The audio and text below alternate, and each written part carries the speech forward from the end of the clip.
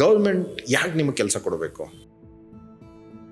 ಇಷ್ಟು ಜನ ಸ್ಟ್ರೈಕ್ ಮಾಡೋ ವಿದ್ಯಾರ್ಥಿಗಳಿಗೆ ನಂದೊಂದು ನೇರ ಪ್ರಶ್ನೆ ಅಂತಂದರೆ, ಗೌರ್ಮೆಂಟ್ ಕರೆದಿಲ್ಲ ಒಪ್ಕೊತೀನಿ, ಆದರೆ ಬ್ಯಾಂಕಿಂಗ್ ಕ್ಷೇತ್ರದಲ್ಲಿ 10 ವರ್ಷದಿಂದ 4-5 ಲಕ್ಷ ಪೋಸ್ಟ್ ಕರೆದಿದ್ದಾರೆ 10 ವರ್ಷದಲ್ಲಿ.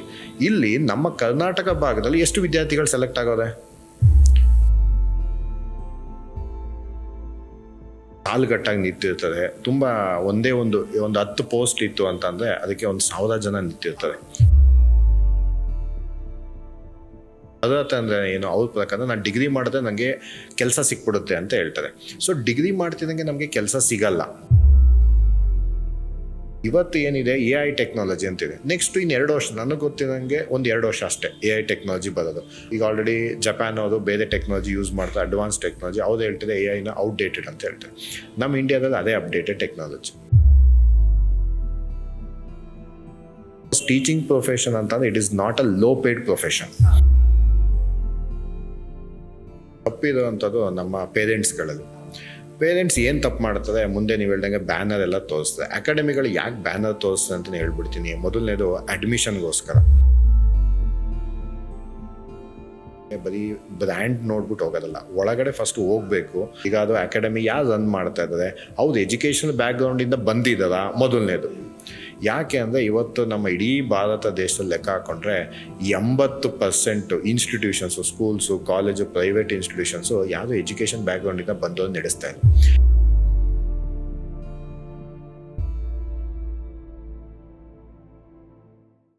ಪ್ರಜಾನುಡಿ ಪಾಡ್ಕಾಸ್ಟ್ಗೆ ಸ್ವಾಗತ. ನಾನು ಸ್ವರ್ಣ. ಇತ್ತೀಚಿನ ದಿನಗಳಲ್ಲಿ ಶಿಕ್ಷಣ ಸಂಸ್ಥೆಗಳು ವಿದ್ಯಾರ್ಥಿಗಳನ್ನ ಸರ್ಟಿಫೈಡ್ ಡಿಗ್ರಿ ಹೋಲ್ಡರ್ ಆಗಿ ಮಾತ್ರ ಮಾಡ್ತಾ ಇದೆ. ಜೊತೆಗೆ ಬಣ್ಣ ಬಣ್ಣದ ಆಕರ್ಷಕ ಕಟ್ಔಟ್ ಮತ್ತು ಬ್ಯಾನರ್ಗಳಿಂದ ಆಕರ್ಷಿಸ್ತಾ ಇದೆ ಹೊರತು ವಿದ್ಯಾರ್ಥಿಗಳನ್ನ ವೃತ್ತಿಪರವಾಗಿ ಅವ್ರನ್ನ ಸಜ್ಜುಗೊಳಿಸಬೇಕು ಅಂತ ಹೇಳಿ ಆಗಲಿ, ಅಥವಾ ಅವ್ರಿಗೆ ಸ್ವ ಉದ್ಯೋಗವನ್ನು ಕಟ್ಕೊಳ್ಳಿಕ್ಕೆ ಬೇಕಾಗಿರುವಂಥ ಒಂದು ಕೌಶಲ್ಯಗಳನ್ನು ಅಥವಾ ಕಾನ್ಫಿಡೆನ್ಸ್ನ ಬೂಸ್ಟ್ ಮಾಡುವಂಥ ಕೆಲಸಗಳನ್ನ ಬಹುತೇಕ ಮಾಡ್ತಾ ಇಲ್ಲ ಅನ್ನೋದು ನನ್ನ ಅಭಿಪ್ರಾಯ. ಆದರೆ ವಿದ್ಯಾರ್ಥಿಗಳನ್ನ ವೃತ್ತಿಪರವಾಗಿಯೇ ಸಜ್ಜುಗೊಳಿಸಬೇಕು, ಜೊತೆಗೆ ಸ್ವ ಉದ್ಯೋಗವನ್ನು ಕಟ್ಕೊಳ್ಳಿಕ್ಕೆ ಬೇಕಾಗಿರುವಂಥ ಪ್ರಾಯೋಗಿಕ ಅನುಭವಗಳನ್ನ ನೀಡೋದ್ರ ಜೊತೆಗೆ ಅದಕ್ಕೆ ಬೇಕಾಗಿರುವಂಥ ಕೌಶಲ್ಯಗಳನ್ನ ಕೂಡ ಅವ್ರನ್ನ ಕೊಡಬೇಕು ಅಂತ ಹೇಳಿ ಆರಂಭಗೊಂಡಿರುವಂಥ ಸಂಸ್ಥೆನೇ ಕಾಂಪಿಟೆನ್ಸ್ ಅಕಾಡೆಮಿ ಮೈಸೂರಿನ ಕುವೆಂಪು ನಗರದಲ್ಲಿ ನೆಲೆಸಿದೆ. ಈ ಕಾಂಪಿಟೆನ್ಸ್ ಅಕಾಡೆಮಿಯ ಸಂಸ್ಥಾಪಕರು ಮತ್ತು ನಿರ್ದೇಶಕರಾದ ಶರತ್ HV ಅವರು ನಮ್ಮ ಜೊತೆಗಿದ್ದಾರೆ. ಅವ್ರನ್ನ ಕಾರ್ಯಕ್ರಮಕ್ಕೆ ಸ್ವಾಗತಿಸೋಣ. Sir, welcome. ಸರ್, ಮೊದಲಿಗೆ ಕಾಂಪಿಟೆನ್ಸ್ ಅಕಾಡೆಮಿ ಅಂದರೆ ಏನು ಮತ್ತು ನಿಮ್ಮ ಪರಿಚಯವನ್ನು ನಮ್ಮ ವೀಕ್ಷಕರಿಗೆ ಮಾಡ್ಕೋಬೋದಾ? ಮೇಡಮ್, ನನ್ನ ಹೆಸರು ಶರತ್ ಅಂತ. ಮೂಲತಃ ನಾನು ತುಮಕೂರು ಡಿಸ್ಟಿಕ್ಕಿಂದ ಬಂದಿರೋವಂಥದ್ದು. ಅಂದರೆ ಕಂಪ್ಲೀಟ್ಲಿ ಎಜುಕೇಷನ್ ಫ್ಯಾಮಿಲಿಯಿಂದ ಬಂದಿರೋವಂಥದ್ದು. ನಾನು 2016 ಈ ಸಂಸ್ಥೆನ ಸ್ಟಾರ್ಟ್ ಮಾಡ್ಕೊಂಡು ಬಂದೆ. ಅರಸು ರೋಡಿಂದ ಸ್ಟಾರ್ಟ್ ಆಗಿ ಎಲ್ಲ ಚಿಕ್ಕದಾಗಿ ಮಾಡಿದ್ದು. ಈಗ ನಾವು ಕುವೆಂಪು ನಗರದಲ್ಲಿ ಇಲ್ಲಿ ಅಪೋಲೋ ಹಾಸ್ಪಿಟ್ಲ್ ಹತ್ರ ಒಂದು ದೊಡ್ಡದಾಗಿ ಅಂತಂದರೆ ಒಂದು ಎಜುಕೇಷನಲ್ಲಿ ಒಂದು ಸ್ಕಿಲ್ ಬೇಸ್ಡ್ ಎಜುಕೇಷನ್ ಕೊಡಬೇಕು ಅಂತ ನಮ್ಮಲ್ಲಿ ಈಗ ಪ್ರೊಫೆಷನಲ್ ಕೋರ್ಸಸ್ಗಳ classes, CA, CS, CMA, USCMA, ACCA ಈ ಥರ ಪ್ರೊಫೆಷನಲ್ ಕ್ಲಾಸಸ್ಸು, ಮತ್ತು ಸ್ಕಿಲ್ ಬೇಸ್ಡ್ ಟ್ರೈನಿಂಗ್ ಥರ ಅಪ್ಲೈಡ್ ಲರ್ನಿಂಗ್ ಅಂತ ಹೇಳ್ತೀವಿ. Applied learning, soft skill, personality development, ಮತ್ತು PUC ಹಿಡಿದು ಮಾಸ್ಟರ್ ಡಿಗ್ರಿ ಗಂಟ ಯಾವುದೇ ಸಬ್ಜೆಕ್ಟ್ಸ್ಗಳಲ್ಲಿ ಇನ್ನು ಟ್ಯುಟೋರಿಯಲ್ಸ್ ಅನ್ನೋದಕ್ಕಿಂತ ಸಬ್ಜೆಕ್ಟ್ಸ್ಗಳಲ್ಲಿ ಏನು ನಿಮಗೆ ಡೌಟ್ಸ್ ಇತ್ತು ಅಂತಂದು ಅದೆಲ್ಲ ಇಲ್ಲಿ ಕ್ಲಾರಿಫೈ ಆಗುತ್ತೆ. ಮತ್ತು ಬ್ಯಾಂಕಿಂಗ್ ಸೆಕ್ಟರ್ಗೆ ಎಕ್ಸಾಮ್ಸ್ಗಳು, ಸೊ ಅಷ್ಟು ಕೋರ್ಸಸ್ಗಳು ನಮ್ಮಲ್ಲಿದೆ. ಅಂದರೆ ಒಂದು ವಿದ್ಯಾರ್ಥಿಗೆ ಒಂದು ಸಂಸ್ಥೆಯಲ್ಲಿ ಏನು ಬೇಕು ಕಂಪ್ಲೀಟಾಗಿ ಒಂದೇ ರೂಫ್ ಅಂಡರಲ್ಲಿ ಸಿಕ್ಬಿಡುತ್ತೆ. ಅದು ನಮ್ಮ ಸಂಸ್ಥೆಯಲ್ಲಿ ಮಾಡಬೇಕು ಅಂತ ಒಂದಿತ್ತು. ಈಗ ಒಂದು 5 ಮಂತ್ಸಿಂದ ಕುವೆಂಪು ನಗರದಲ್ಲಿ ಅಷ್ಟು ಎಸ್ಟಾಬ್ಲಿಷ್ ಮಾಡಿದ್ದೀವಿ ನಾವು. ಸರ್, ಈಗ ಮೈಸೂರಲ್ಲಿ ಅನೇಕ ಅಕಾಡೆಮಿಗಳಂತೂ ಖಂಡಿತವಾಗ್ಲೂ ಇದೆ, ನಿಮಗೆ ಗೊತ್ತಿರೋ ಹಾಗೆ. ಆದರೆ ಸ್ಟೂಡೆಂಟ್ಸ್ಗಳು ಎಲ್ಲ ಅಕಾಡೆಮಿಗಳನ್ನು ಬಿಟ್ಟು ನಿಮ್ಮ ಅಕಾಡೆಮಿಯನ್ನೇ ಜಾಯ್ನ್ ಆಗಬೇಕು ಅಂತ ಹೇಳಿದ್ರೆ ಏನು ಕಾರಣಕ್ಕೋಸ್ಕರ ಜಾಯ್ನ್ ಆಗಬೇಕು? ನಮ್ಮಲ್ಲಿ ಏನಾಗುತ್ತೆ ಅಂದರೆ ಬೇರೆ ಅಕಾಡೆಮಿಗಿಂತ ನಮ್ಮದು ಸ್ವಲ್ಪ ಯೂನೀಕ್ ಆಗಿದೆ. ಯಾಕೆ ಆ ಯೂನೀಕ್ ಅಂತ ಅಂದರೆ ನಮ್ಮಲ್ಲಿರುವಂಥ ಸ್ಟಾಫ್ಗಳು ಇಲ್ಲಿ ಸಬ್ಜೆಕ್ಟ್ ಸ್ಪೆಷಲಿಸ್ಟ್ ಅಂತ ಹೇಳೋಕ್ಕೆ ಇಷ್ಟಪಡ್ತೀನಿ. ನಮ್ಮ ಸ್ಟಾಫ್ಗಳನ್ನ ಸಬ್ಜೆಕ್ಟ್ ಸ್ಪೆಷಲಿಸ್ಟ್ ಯಾವ ಥರ ಅಂತ ಅಂದರೆ, ಈಗ ಕೆಲವರು ಏನು ಮಾಡ್ತಾರೆ, ಸ್ಪೋಕನ್ ಇಂಗ್ಲೀಷ್ ಕಲಿಬೇಕು ನಾನು ಅಂತ ಹೇಳಿದೆ. ಬಟ್ ನಮ್ಮಲ್ಲಿ ಸ್ಪೋಕನ್ ಇಂಗ್ಲೀಷ್ ಅಂತ ನಾವು ಹೇಳೋದೇ ಇಲ್ಲ. ಅದೇನಾಗ್ಬಿಡುತ್ತೆ, ಒಂದು ಹಳೆ ಟ್ರೆಂಡ್ ಆಗಿಬಿಡುತ್ತೆ ಸ್ಪೋಕನ್ ಇಂಗ್ಲೀಷ್ ಅಂತ. ಈಗ ಕಮ್ಯುನಿಕೇಟಿವ್ ಇಂಗ್ಲೀಷ್ ಅಂತ ಹೇಳ್ತೀವಿ, ಅದು ಒಂದು ನಾವು ಟ್ರೆಂಡ್ ಕೊಡೋವಂಥದ್ದು. ಇನ್ನೊಂದು ಪರ್ಸ್ನಾಲಿಟಿ ಡೆವಲಪ್ಮೆಂಟು. ಯಾಕಂದರೆ ಕಾಲೇಜ್ಗಳೇ ಹೆಂಗಾಗಿದೆ ಅಂತಂದರೆ ನಾರ್ಮಲಾಗಿ ಬರೀ ಒಂದು ಡಿಗ್ರಿ ಸರ್ಟಿಫಿಕೇಟ್ ಕೊಡ್ತಾರೆ, ನೀವು ಹೇಳ್ದಂಗೆ ಡಿಗ್ರಿ ಸರ್ಟಿಫಿಕೇಟ್ ಕೊಡ್ತಾರೆ. ಅದು ನಮಗೆ ಕೆಲಸಕ್ಕೆ ಹೆಲ್ಪ್ ಆಗುತ್ತಾ? ಇಲ್ಲ. ಸೊ ಸ್ಕಿಲ್ ಹೆಲ್ಪ್ ಆಗುತ್ತೆ. ಸೊ ಅದಕ್ಕೆ ಸ್ಟೂಡೆಂಟ್ಸ್ಗೆ ನಾವೇನು ಮಾಡ್ತೀವಿ, ಇವತ್ತು ಏನು ಸ್ಕಿಲ್ ಬೇಕು, ಸೊ ಆ ಸ್ಕಿಲ್ನ ನಾವು ಹೇಳ್ಕೊಡ್ತೀವಿ. ಮತ್ತು ಹೇಳ್ಕೊಡ್ಬೇಕಾದ್ರೆ ಸುಮ್ಮನೆ ಸ್ಟೂಡೆಂಟ್ಸ್ಗೆ ಓಕೆ ಬಂದ ನೀನು ಫೀಸ್ ಕಟ್ದ ಹೊಟ್ಟೋಗ್ಬಿಟ್ಟ ಆ ಥರ ನಾವು ಮಾಡೋಕ್ಕೋಗಲ್ಲ. ನಮ್ಮಲ್ಲಿ ಒಂದು ಸ್ಟೂಡೆಂಟ್ ಟ್ರ್ಯಾಕಿಂಗ್ ಅಂತ ಇರುತ್ತೆ. ಸ್ಟೂಡೆಂಟ್ ಅಡ್ಮಿಷನ್ ತೊಗೊಬೇಕಾದ್ರೆ ನಾವೇನು ಮಾಡ್ತೀವಿ, ಮೊದಲು ಪೇರೆಂಟ್ಸ್ ಹತ್ರ ಮಾತಾಡ್ತೀವಿ. ಯಾಕಂದರೆ ಇಲ್ಲಿ ಪೇರೆಂಟ್ಸ್ನ ಎಜುಕೇಷನ್ ಮಾಡೋದು ನಮ್ಮ ಇಂಡಿಯನ್ ಸಿಸ್ಟಮಲ್ಲಿ ತುಂಬ ಒಳ್ಳೆಯದು. ಪೇರೆಂಟ್ಸ್ಗೆ ಗೊತ್ತಿಲ್ಲ ನಮ್ಮ ಮಕ್ಳು ಏನು ಮಾಡ್ತಾರೆ ಅಂದಾಗ ಅವಾಗ ವಿದ್ಯಾರ್ಥಿಗೂ ಗೊತ್ತಿರಲ್ಲ. ಸೊ ಅದರಿಂದ ಅಷ್ಟು ನಾವು ಎಜುಕೇಟ್ ಮಾಡಿ ಕೌನ್ಸ್ಲಿಂಗ್ ಮಾಡಿ ಆಮೇಲೆ ಅಡ್ಮಿಷನ್ಸ್ ಮಾಡ್ಕೊತೀವಿ. ಅದಾದಮೇಲೆ ಸ್ಟೂಡೆಂಟ್ಗೆ 1 ವೀಕು ಅಥವಾ ಒಂದು 10 ಡೇಸು ಟ್ರ್ಯಾಕ್ ಮಾಡ್ತೀವಿ ಸ್ಟೂಡೆಂಟ್ಗೆ ಯಾವ ಸ್ಕಿಲ್ ಹೆಲ್ಪ್ ಆಗುತ್ತೆ ಅಂತ. ಆ ಸ್ಕಿಲ್ ಬೇಸ್ ಮೇಲೆ, ಆ ನಾಲೆಡ್ಜ್ ಬೇಸ್ ಮೇಲೆ ನಾವು ಸ್ಟೂಡೆಂಟ್ಗೆ ಟ್ರೈನಿಂಗ್ ಕೊಡ್ತೀವಿ. ಅವಾಗ ಹೇಳ್ತೀವಿ ಸ್ಟೂಡೆಂಟ್ಗೆ ಈ ಕೋರ್ಸ್ ತಗೋ ನೀನು, ನಿಮ್ಗೆ ಹೆಲ್ಪ್ ಆಗುತ್ತೆ ಅಂತ ಅಂದ್ಬಿಟ್ಟು ಆನ್ ಬೋರ್ಡು ಸ್ಟೂಡೆಂಟ್ನ ಇಂಡಸ್ಟ್ರಿಯಲ್ ವಿಸಿಟ್ಗೆ ಕಳಿಸ್ತೀವಿ. ನೀನು ಇಂಡಸ್ಟ್ರಿ ತೊಗೊಂಡ್ರೆ ಅಥವಾ ಒಂದು ಆಡಿಟರ್ ಹೋದಾಗ ಏನು ಕೆಲಸ ಇರುತ್ತೆ, ಹೆಂಗಿರುತ್ತೆ, ನೀ ಏನು ಮಾಡಬೇಕು, ನಿನ್ನ ಸ್ಯಾಲ್ರಿ ಎಷ್ಟಾಗುತ್ತೆ ಅಂತ ತೋರಿಸ್ತೀವಿ. ಈಗ ಅಲ್ಟಿಮೇಟ್ಲಿ ಸ್ಟೂಡೆಂಟ್ಸ್ ಬಂದು ಮೊದಲನೇ ಪ್ರಶ್ನೆ ಕೇಳೋದೆ, ಸರ್ ನಾನು ಈ ಸ್ಕಿಲ್ನ ಕಲಿತ್ರೆ ಸ್ಯಾಲ್ರಿ ಎಷ್ಟು ಕೊಡಿಸ್ತೀರಾ ಅಂತ. ಸೊ ಅದರಲ್ಲಿ ಸ್ಟೂಡೆಂಟ್ ಏನು ಮಾಡ್ತಾರೆ, ಸರ್ ಇಷ್ಟು ಸ್ಯಾಲ್ರಿ ನಮ್ಮ ಮೈಸೂರಲ್ಲಿ ಸಾಕಾಗಲ್ಲ, ನಾನು ಬೆಂಗಳೂರಿಗೆ ಹೋಗಲ್ಲ ಅನ್ನೋದೊಂದು ಇಶ್ಯೂ ಇದೆ ನಮ್ಮ ಮೈಸೂರಲ್ಲಿ. ಅದನ್ನು ನಾವೇನು ಮಾಡ್ತೀವಿ, ಬೆಂಗಳೂರಿಗೆ ಹೋಗಲೇಬೇಕಪ್ಪ ನೀನು, ಅವಶ್ಯಕತೆ ಇದೆ. ಈಗ ನಮ್ಮ ಮೈಸೂರಲ್ಲಿ ಆಪರ್ಚುನಿಟೀಸ್ ತುಂಬ ಕಮ್ಮಿ ಇದೆ, ನೀವು ಬೆಂಗಳೂರಿಗೆ ಹೋಗಲೇಬೇಕು ಅಂತ ಹೇಳ್ತೀವಿ. ಸೊ ಇಷ್ಟೆಲ್ಲ ಅವ್ರಿಗೆ ಕೌನ್ಸ್ಲಿಂಗ್ ಕೊಟ್ಟ ಮೇಲೆ ನಾವು ಅಡ್ಮಿಷನ್ ಮಾಡ್ಕೊಳ್ಳೋದು. ಸುಮ್ಮನೆ ಅವರು ಮಾಡಿದ್ದಾರೆ, BCom ಮಾಡಿದ್ದೀನಿ, BBA ಮಾಡಿದ್ದೀನಿ, BCA ಮಾಡಿದ್ದೀನಿ, ಬೇರೆ ಡಿಗ್ರಿ ಮಾಡಿದ್ದೀನಿ, ನನಗೆ ಜಾಬ್ ಬೇಕು. ಸೊ ಇದೆಲ್ಲ ಆಗಬೇಕಾದ್ರೆ ಯಾಕೆ ಮಾಡಿದ್ರಿ ಅನ್ನೋದು ಮಕ್ಕಳಿಗೆ ತೋರಿಸ್ತೀವಿ ನಾವು. ಮತ್ತು ಮಕ್ಕಳನ್ನ ಫಸ್ಟಿಂದ ಹಿಡಿದು ಲಾಸ್ಟ್ ಗಂಟನೂ ಒಂದು ಟೇಕ್ ಕೇರ್ ಮಾಡ್ತೀವಿ. ಅದು ಟೇಕ್ ಕೇರ್ ಯಾವ ಥರ ಮಾಡ್ತೀವಿ ಅಂದರೆ ಬರೀ ನಾವು ಮಾತ್ರ ಇನ್ವಾಲ್ವ್ ಆಗೋಲ್ಲ, ಪೇರೆಂಟ್ಸ್ನೂ ಇನ್ವಾಲ್ವ್ ಮಾಡ್ಕೊತೀವಿ. ಮತ್ತು ಪೇರೆಂಟ್ಸ್ಗೆ ಎವ್ರಿ ವೀಕ್ ಒನ್ಸು ಕಾಲ್ ಮಾಡ್ತೀವಿ, ನಿಮ್ಮ ಮಕ್ಕಳು ಈ ಕೋರ್ಸ್ ಕಂಪ್ಲೀಟ್ ಆಗಿದೆ ಅಂತ. ಮತ್ತು ಒಂದು ಲಿಂಕ್ ಇದೆ ನಮ್ಮಲ್ಲಿ, ಆ ಲಿಂಕ್ನ ಪೇರೆಂಟ್ಸ್ಗೆ ಶೇರ್ ಮಾಡಿಬಿಡ್ತೀವಿ. ನೀವು ಈ ಥರ ನಿಮ್ಮ ಮಕ್ಕಳು ಏನು, ಯಾರು ಟಾಪಿಕ್ಕು, ಯಾರು ತೊಗೊಂಡ್ರು ಸಬ್ಜೆಕ್ಟು, ಎಷ್ಟು ಗಂಟೆಗೆ ತೊಗೊಂಡ್ರು, ಅದು ಲಾಗಿನ್ ಎಷ್ಟು ಗಂಟೆಗೆ ಆಗೋದು, ಪ್ರತಿಯೊಂದು ಸ್ಟೂಡೆಂಟ್ಸ್ಗೆ ಇನ್ಫಾರ್ಮ್ ಮಾಡೋದ್ರಿಂದ ಸೊ ಅಷ್ಟು ನಾವು ಬೇರೆಕ್ಕಿಂತ ಸ್ವಲ್ಪ ಯುನೀಕಾಗಿ. ಮತ್ತು ನಮ್ಮಲ್ಲಿರುವಂಥ ಸ್ಟಾಫು ಬರೀ ನೀನು ಸರ್ ಅದೇ ನಾನು ಕೇಳಬೇಕು ಅಂದ್ಕೊಂಡೆ. ಇವಾಗ ಮೈಸೂರಲ್ಲಿ ಈಗ ಎಕ್ಸಿಸ್ಟಿಂಗಲ್ಲಿ ಅನೇಕ ಬ್ರ್ಯಾಂಡ್ ಅಂತ ಕ್ರಿಯೇಟ್ ಮಾಡಿರುವಂಥ ಒಂದಷ್ಟು ಅಕಾಡೆಮಿಗಳು ಆಲ್ರೆಡಿ ಎಕ್ಸಿಸ್ಟಿಂಗ್ ಇದೆ. ನಾನು ಅಕಾಡೆಮಿ ಬಂದು ನಿಮ್ಮದು ಕಾಂಪಿಟೆನ್ಸ್ ಅಕಾಡೆಮಿ 2015 ಅಥವಾ 16 ಆರಂಭಗೊಂಡಿರೋದು, ಹೌದಲ್ವಾ? ಸೊ ಅದಕ್ಕಿಂತ ಮುಂಚೆಯಿಂದನೇ ಅನೇಕ ಅಕಾಡೆಮಿಗಳು ಇಲ್ಲಿ ಆರಂಭಗೊಂಡಿವೆ. ಆ ಎಲ್ಲ ಬ್ರ್ಯಾಂಡ್ಗಳಿಗೆ ಕಾಂಪಿಟೆನ್ಸನ್ನು ಕೊಡಬೇಕು ಅಂತ ಹೋದಾಗ ನಿಮ್ಮ ಕಂಪನಿ ಖಂಡಿತವಾಗ್ಲೂ ಒಂದಷ್ಟು ವಿಷಯಗಳಲ್ಲಿ ವಿಭಿನ್ನವಾಗಿರಲೇಬೇಕಾಗತ್ತೆ.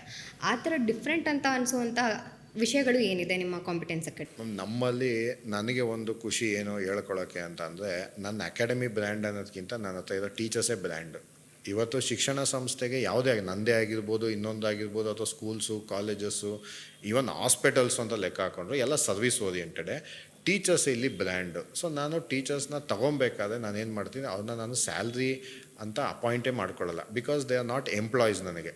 ಸೊ ಅವರು ನನ್ನ ಹತ್ರ ಒಬ್ಬರು ಪಾರ್ಟ್ನರ್ಸ್ ಇದ್ದಂಗೆ ಆ ಥರ ತೊಗೊತೀವಿ. ಮತ್ತು ಎಲ್ಲ ಡೆಡಿಕೇಟಿವ್ ಸ್ಟಾಫ್ ಇದೆ ನಮಗೆ. ಮತ್ತು ಎಕ್ಸ್ಪರ್ಟ್, ಈಗ ನಿಮಗೆ ಅವೆಲ್ಲ ಹೇಳ್ದಂಗೆ ಸ್ಪೆಷಲಿಸ್ಟ್ಗಳು ನಮ್ಮಲ್ಲಿ ತುಂಬ ಇದ್ದಾರೆ. ಸ್ಪೆಷಲಿಸ್ಟ್ ಅಂದರೆ ಆ ಪರ್ಟಿಕ್ಯುಲರ್ ಟಾಪಿಕ್ಗೆ. ಅದರಿಂದನೇ ನೀವು ಗೆಸ್ಸೇ ಮಾಡಿರೋಲ್ಲ ನಮ್ಮ ಅಕಾಡೆಮಿಲಿ ಎಷ್ಟು ಫ್ಯಾಕಲ್ಟೀಸ್ಗಳಿದ್ದಾರೆ? 21 ಮೆಂಬರ್ಸ್ ಇದೆ ಮೇಡಮ್. 20 ಇದ್ದು ನಿನ್ನೆ ಒಬ್ಬರನ್ನ ತೊಗೊಂಡ್ರು, ಟೋಟಲ್ 21 ಆದರು. ಮತ್ತು ಒಂದು ಟಾಪಿಕ್ ತೊಗೊಂಡ್ರೂ ಮಿನಿಮಮ್ ಈಗ ಒಂದು ಬೇಸಿಕ್ ಆಫ್ ಕಂಪ್ಯೂಟರ್ಸ್ ಅಂತ ಇರುತ್ತೆ. ಅದರಲ್ಲಿ ಕೆಲವ್ರು ಏನು ಮಾಡ್ತಾರೆ, ಕೆಲವು ಅಕಾಡೆಮಿಗಳಲ್ಲಿ ಒಬ್ಬರೇ ತೊಗೊಂಡ್ಬಿಡ್ತಾರೆ ಎಲ್ಲ. ಸೊ ಅದರಲ್ಲಿರೋಂಥ ನಮ್ಮಲ್ಲಿ ಇಬ್ಬರು ತೊಗೊತಾರೆ. ಅದು ಒಂದೇ ಮಂತ್ ಕೋರ್ಸು, 15 ಡೇಸ್ ಒಬ್ಬರು, ಇನ್ನು 15 ಡೇಸ್ ಒಬ್ಬರು ತೊಗೊತಾರೆ. ಸೊ ಅದರಿಂದ ಬೇರೆ ಅಕಾಡೆಮಿಗಿಂತ ನಮ್ಮದು ಸ್ವಲ್ಪ ಯೂನಿಕಾಗಿ ಇದ್ದೇ ಇರುತ್ತೆ ಯಾವತ್ತೂ. ಸರ್ ಅದೇ ನಾನು ಆವಾಗಲೇ ಸ್ಟಾರ್ಟಿಂಗಲ್ಲೇ ಹೇಳ್ದಂಗೆ ಇವತ್ತಿನ ಎಷ್ಟೊಂದು ಅಕಾಡೆಮಿಗಳು ಆಕರ್ಷಿಸ್ತಾ ಇರೋದು ಅಂತ ಹೇಳಿದ್ರೆ ಕಲರ್ಫುಲ್ ಬ್ಯಾನರ್ಸ್ಗಳಿಂದನೇ ನಮ್ಮದಷ್ಟು ಪರ್ಸೆಂಟೇಜ್ ಇದೆ, ಇಷ್ಟು ಪರ್ಸೆಂಟೇಜ್ ಇದೆ ಅಂತ ಹೇಳಿ, ನಮ್ಮದಷ್ಟು ಕೋರ್ಸ್ಗಳಿದೆ, ಇಷ್ಟು ಕೋರ್ಸ್ಗಳಿದೆ ಅಂತ ಬಹುತೇಕ ಅಕಾಡೆಮಿಗಳು ಅದೇ ಅಜೆಂಡವನ್ನೇ ಇಟ್ಕೊಂಡೇ ಮಾರ್ಕೆಟಿಂಗನ್ನು ಮಾಡುವಂಥದ್ದು. ಆದರೆ ಪೋಷಕರುಗಳಿಗೆ ಇದನ್ನೆಲ್ಲ ಬ್ಯಾನರ್ಗಳನ್ನ ಒಟ್ಟಾಗೆ ನಿಂತ್ಕೊಂಡು ನೋಡಿದಾಗ ಗೊಂದಲ ಆಗುತ್ತೆ. ಇವರು ಹಾಗೆ ಮಾರ್ಕೆಟಿಂಗ್ ಮಾಡಿದ್ದಾರೆ, ಇವರು ಹಾಗೆ ಮಾರ್ಕೆಟಿಂಗ್ ಮಾಡಿದ್ದಾರೆ, ಯಾವ ಅಕಾಡೆಮಿಯನ್ನು ನಾನು ಚೂಸ್ ಮಾಡಬೇಕು ಅಂತ ಪೇರೆಂಟ್ಸ್ಗಿರುವಂಥ ಗೊಂದಲವನ್ನು ನಿವಾರಿಸಬೇಕಾದಾಗ ನಿಮ್ಮ ಕಾಂಪಿಟೆನ್ಸಿ ಅವರಿಗೆ ಏನು ನೀವು ಸಲಹೆ ಕೊಡ್ಬೋದು? ಫಸ್ಟು ಯಾಕೆ ನಿಮ್ಮ ಪೋಷಕರು ನಿಮ್ಮ ಕಾಂಪಿಟೆನ್ಸಿನ ಅಕಾಡೆಮಿಯನ್ನು ಚೂಸ್ ಮಾಡ್ಕೋಬೇಕಾಗುತ್ತೆ? ಮೇಡಮ್ ಅದು ಒಳ್ಳೆಯ ಪ್ರಶ್ನೆ. ನಾನು ಮೊದಲನೇದು ಇಲ್ಲಿ ಏನು ಅಂತಂದರೆ, ತಪ್ಪಿರೋವಂಥದ್ದು ನಮ್ಮ ಪೇರೆಂಟ್ಸ್ಗಳಲ್ಲಿ. ಪೇರೆಂಟ್ಸ್ ಏನು ತಪ್ಪು ಮಾಡ್ತಾರೆ, ಮುಂದೆ ನೀವು ಹೇಳ್ದಂಗೆ ಬ್ಯಾನರ್ ಎಲ್ಲ ತೋರಿಸ್ತಾರೆ. ಅಕಾಡೆಮಿಗಳು ಯಾಕೆ ಬ್ಯಾನರ್ ತೋರಿಸ್ತಾರೆ ಅಂತಲೇ ಹೇಳ್ಬಿಡ್ತೀನಿ. ಮೊದಲನೇದು ಅಡ್ಮಿಷನ್ಗೋಸ್ಕರ. ಈಗ ಒಂದು ಅಡ್ಮಿಷನ್ ಬೇಕೇ ಬೇಕು ನಮಗೆ ಅಂದಾಗ ನಾವು ಬ್ಯಾನರ್ ತೋರಿಸ್ಲೇಬೇಕು. ಈಗ ನೀವೇ ನಮ್ಮ ಅಕಾಡೆಮಿ ನೋಡ್ಬೋದು, ನಾವು ಇಲ್ಲಿ ಗಂಟೆ ಈಗ ಕುವೆಂಪು ನಗರಕ್ಕೆ ಬಂದು ನಾವು 5 ಮಂತ್ಸ್ ಆಗಿದೆ. ನಾವೀಗ ಒಂದು ಬ್ಯಾಚ್ ಮಾತ್ರ ಔಟ್ಪುಟ್ ಕೊಟ್ಟಿರೋದು. ಇನ್ನು 1 ಇಯರ್ ಕೋರ್ಸಸ್ಗಳಿರ್ತದೆ, ಲೈಕ್ PUC ಆಗಿರ್ಬೋದು, ಪ್ರೊಫೆಷನಲ್ ಕೋರ್ಸಸ್ಸು. ಇದೆಲ್ಲ ನಮ್ಮದು ಈಗ ರಿಸಲ್ಟ್ ಔಟ್ಪುಟ್ ಬರಬೇಕು. ಅದಾದಮೇಲೂ ಅಷ್ಟೇ, ಔಟ್ಪುಟ್ ಬಂದರೂ ಅಷ್ಟೇ ನಾವು ಯಾವುದೇ ಕಾರಣಕ್ಕೂ ಬ್ಯಾನರ್ ಆಗಲಿ ಸ್ಟೂಡೆಂಟ್ ಆಗಲಿ ತೋರಿಸಲ್ಲ. ಯಾಕೆ ಅಂದರೆ ಪೇರೆಂಟ್ಸ್ಗಳು ಫಸ್ಟ್ ಒಂದು ಅಕಾಡೆಮಿ ಅಂತಿದಂಗೆ ಬರೀ ಬ್ರ್ಯಾಂಡ್ ನೋಡ್ಬಿಟ್ಟು ಹೋಗೋದಲ್ಲ, ಒಳಗಡೆ ಫಸ್ಟ್ ಹೋಗಬೇಕು. ಒಳಗಡೆ ಯಾರು ಓನರಿಂದ ಹಿಡಿದು, ಈಗ ಅದು ಅಕಾಡೆಮಿ ಯಾರು ರನ್ ಮಾಡ್ತಾ ಇದ್ದಾರೆ, ಅವ್ರು ಎಜುಕೇಷನ್ ಬ್ಯಾಕ್ಗ್ರೌಂಡಿಂದ ಬಂದಿದ್ದಾರಾ ಮೊದಲನೇದು. ಯಾಕೆ ಅಂದರೆ ಇವತ್ತು ನಮ್ಮ ಇಡೀ ಭಾರತ ದೇಶದಲ್ಲಿ ಲೆಕ್ಕ ಹಾಕ್ಕೊಂಡ್ರೆ 80% institutions, schools, college, private institutions ಯಾವುದು ಎಜುಕೇಷನ್ ಬ್ಯಾಕ್ಗ್ರೌಂಡಿಂದ ಬಂದೋದು ನಡೆಸ್ತಾ ಇಲ್ಲ. ಇನ್ನು 20% ಮಾತ್ರ ನಡೆಸ್ತಾ ಇರೋದು. ಹೌದು, ನೀವು ಹೇಳ್ದಂಗೆ ಅದು ಇವಾಗಿನ ಎಜುಕೇಷನ್ ಇನ್ಸ್ಟಿಟ್ಯೂಷನ್ಸ್ ಎಲ್ಲ ಬಿಸ್ನೆಸ್ ಅನ್ನೋ ಥರ ಆಗೋಗ್ಬಿಟ್ಟಿದೆ. ದುಡ್ಡು ಮಾಡೋದಕ್ಕೋಸ್ಕರನೇ ನಾವು ಏನು ಮಾಡ್ಬೋದು, ಒಂದು ರಾಜಕೀಯಕ್ಕೆ ಹೋಗ್ಬೋದು, ಇಲ್ಲ ಹಾಸ್ಪಿಟಲ್ಗಳು, ಇಲ್ಲಾಂದರೆ ಎಜುಕೇಷನ್ ಇನ್ಸ್ಟಿಟ್ಯೂಷನಿಂದನೇ ಬಿಸ್ನೆಸ್ ಮಾಡಿ ದುಡ್ಡು ತೆಗಿಬೇಕು ಅಂತಲೇ ಇರೋದು. ಹಾಗಾಗಿ ನಿಮ್ಮದು ಬಿಸ್ನೆಸ್ಸಾ ಅಥವಾ ನಿಜವಾಗ್ಲೂ ಸ್ಟೂಡೆಂಟ್ ಪರವಾಗಿದ್ದೀನಾ? ಇಲ್ಲ ಮೇಡಮ್, ಎಜುಕೇಷನ್ ಯಾವತ್ತೂ ಬಿಸ್ನೆಸ್ ಆಗಲ್ಲ. ನಾನು ಯಾವತ್ತೂ ಎಜುಕೇಷನ್ನ ಬಿಸ್ನೆಸ್ ಅಂತ ತೊಗೊಂಡಿಲ್ಲ. ಅದು ನನ್ನ ಪ್ರೊಫೆಷನ್ನು. ಯಾಕೆ ಅಂದರೆ ನನ್ನ ಫ್ಯಾಮಿಲಿ ಬ್ಯಾಕ್ಗ್ರೌಂಡೇ ಒಂದು ಟೀಚಿಂಗ್ ಫೀಲ್ಡಿಂದ ಬಂದಿರೋದು. ನಾನು, ನನ್ನ ತಾಯಿ ಆಗಿರ್ಬೋದು, ನನ್ನ ವೈಫ್ ಆಗಿರ್ಬೋದು, ನಮ್ಮ ರಿಲೇಟಿವ್ಸ್ ಆಗಿರ್ಬೋದು, ಎಲ್ಲ ಟೀಚಿಂಗ್ ಫೀಲ್ಡಿಂದ ಬರೋದ್ರಿಂದ ನನ್ನ ಪ್ರಕಾರ ಎಜುಕೇಷನ್ ಯಾವತ್ತೂ ಬಿಸ್ನೆಸ್ ಆಗಲ್ಲ.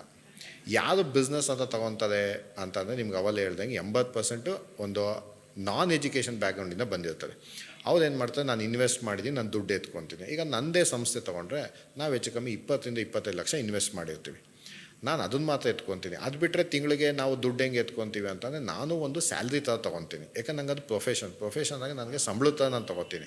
ಇನ್ನು ಮಿಕ್ಕಿದ ಲಾಭ ಎಲ್ಲ ಏನಾಗುತ್ತೆ, ನಮ್ಗೆ ಅಲ್ಲೇ ಬಿಸ್ನೆಸ್ಸಲ್ಲೇ ಉಳ್ಕೊಂಡಿರುತ್ತೆ. ಒಂದು ಬಿಸ್ನೆಸ್ ಅಂತ ತೊಗೊಂಡ್ರೆ, ಸೊ ಒಂದು ಪ್ರೊಫೆಷನ್ ಅಂತ ತೊಗೊಂಡ್ರೆ ನಮ್ಗೆ ಅಕೌಂಟಲ್ಲಿ ಇರ್ತದೆ, ಅದು ಆಡಿಟ್ ಮಾಡ್ಕೊತದೆ. ಸೊ ಅದರಿಂದ ಯಾವುದೇ ಕಾರಣಕ್ಕೂ ಎಜುಕೇಷನ್ ಸಿಸ್ಟಮ್ ಅದು ಬಿಸ್ನೆಸ್ ಆಗಲ್ಲ. ಎಜುಕೇಷನ್ ಆಗಿರ್ಬೋದು, ಹಾಸ್ಪಿಟ್ಲ್ ಆಗಿರ್ಬೋದು, ಯಾವತ್ತೂ ಬಿಸ್ನೆಸ್ ಆಗಲ್ಲ. ಒಬ್ಬ ಬಿಸ್ನೆಸ್ ಮ್ಯಾನ್ ಅಂತ ರನ್ ಮಾಡಿದ್ರೆ ಬಿಸ್ನೆಸ್ ಅಂತ ತೊಗೊತಾರೆ, ದುಡ್ಡು ಹಾಕಿದ್ದೀನಿ, ದುಡ್ಡು ಎತ್ಕೊತಾರೆ. ನಾನು ಇಲ್ಲಿ ಬಂದಿರೋವಂಥದ್ದು ಎಜುಕೇಷನ್ ಕೊಡಲೇಬೇಕು ಮಕ್ಕಳಿಗೆ, ಅದು ವಿಭಿನ್ನವಾಗಿ ಕೊಡಬೇಕು ಎಜುಕೇಷನ್ನು.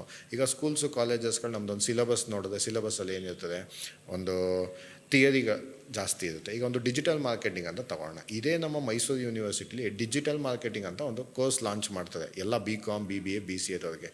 ಆದರೆ ಡಿಜಿಟಲ್ ಮಾರ್ಕೆಟಿಂಗು ಒಬ್ಬ ಡಿಗ್ರಿ ಸ್ಟೂಡೆಂಟು ಕಲ್ತು ಆಚೆಗೆ ಬಂದಾಗ ಅವನು ಕೆಲಸ ಮಾಡ್ಬೋದಾ? ಮಾಡೋಕ್ಕಾಗಲ್ಲ. ಯಾಕೆಂದರೆ ಅಲ್ಲಿ ಥಿಯರಿ ಕಲ್ತಿರ್ತಾನೆ, ಪ್ರಾಕ್ಟಿಕಲ್ ಕಲ್ತಿರಲ್ಲ. ಇಲ್ಲಿ ಕಂಪ್ನಿಗಳಿಗೆ ಏನು ಬೇಕು, ಪ್ರಾಕ್ಟಿಕಲಾಗಿ ಮಾಡೋದು ಬೇಕು. ಈಗ ಒಂದು ಸೋಷಿಯಲ್ ಮೀಡಿಯಾ ಯೂಸ್ ಮಾಡೋದಾಗಿರ್ಬೋದು, ಪ್ರಾಕ್ಟಿಕಲ್ ಆಗಬೇಕು. ಆ ಪ್ರಾಕ್ಟಿಕಲಲ್ಲಿ ಯಾವ್ದು ಹೇಳ್ಕೊಡ್ತೀವಿ, ಅಕಾಡೆಮಿಗಳು ಹೇಳ್ಕೊಡ್ತೀವಿ. ನಮ್ಮಲ್ಲಿ ಏನು ಮಾಡ್ತಾರೆ, ಇವತ್ತು ಟ್ರೆಂಡ್ ಏನಿದೆ, ಈಗ ಒಂದು ಡಿಜಿಟಲ್ ಮಾರ್ಕೆಟಿಂಗ್ ತೊಗೊಂಡ್ರೆ ಡಿಜಿಟಲ್ ಮಾರ್ಕೆಟಿಂಗ್ ಅವತ್ತಿಂದನೂ ಇದೆ, 10 ವರ್ಷದಿಂದನೂ ಇದೆ. ಬಟ್ ಇವತ್ತು ಏನಿದೆ, AI ಟೆಕ್ನಾಲಜಿ ಅಂತಿದೆ. ನೆಕ್ಸ್ಟು ಇನ್ನು 2 ವರ್ಷ, ನನಗೆ ಗೊತ್ತಿರೋಂಗೆ ಒಂದು 2 ವರ್ಷ ಅಷ್ಟೇ AI ಟೆಕ್ನಾಲಜಿ ಬರೋದು.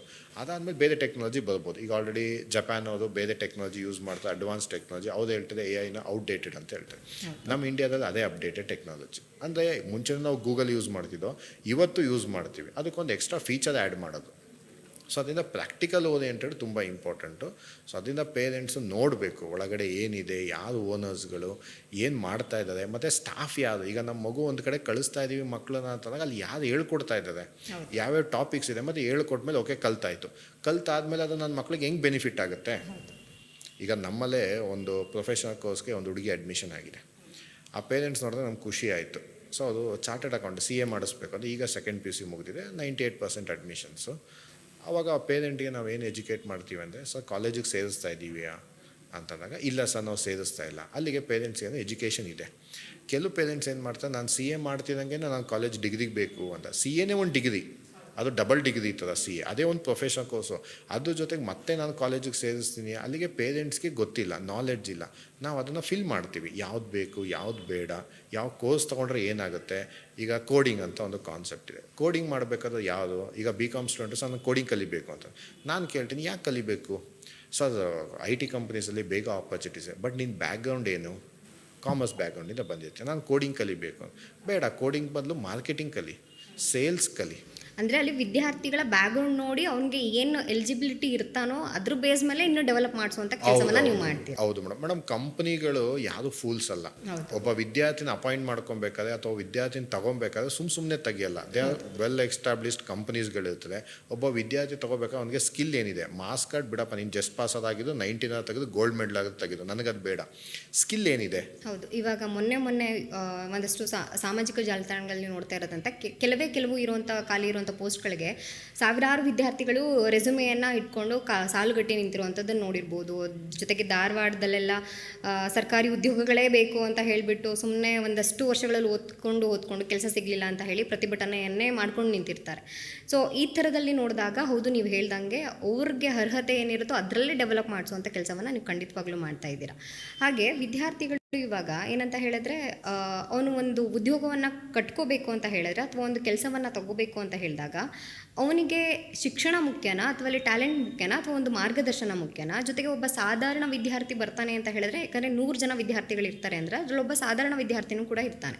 ಎಲ್ಲರೂ ವೆಲ್ ಎಜುಕೇಟೆಡ್ ಫ್ಯಾಮಿಲಿ ಬ್ಯಾಕ್ಗ್ರೌಂಡಿಂದನೇ ಬಂದಿರೋದಿಲ್ಲ. ಆ ಥರ ಸಾಧಾರಣವಾಗಿ ಬರುವಂಥ ವಿದ್ಯಾರ್ಥಿಗೆ ನೀವು ಅವನನ್ನು ಮುಂದೆ ತರೋದಕ್ಕೆ ಹೇಗೆ ನೀವು ಫೋಕಸ್ ಮಾಡ್ತೀರಾ? ಮೇಡಮ್, ಇಲ್ಲಿ ಎರಡು ಅಂಶನ ನಾವು ಗಮನಿಸಬೇಕು. ಒಂದು, ನೀವು ಹೇಳಿದ್ರಿ ಸಾಲುಗಟ್ಟಾಗಿ ನಿಂತಿರ್ತದೆ. ತುಂಬ ಒಂದೇ ಒಂದು 10 ಪೋಸ್ಟ್ ಇತ್ತು ಅಂತಂದರೆ ಅದಕ್ಕೆ 1,000 ಜನ ನಿಂತಿರ್ತಾರೆ.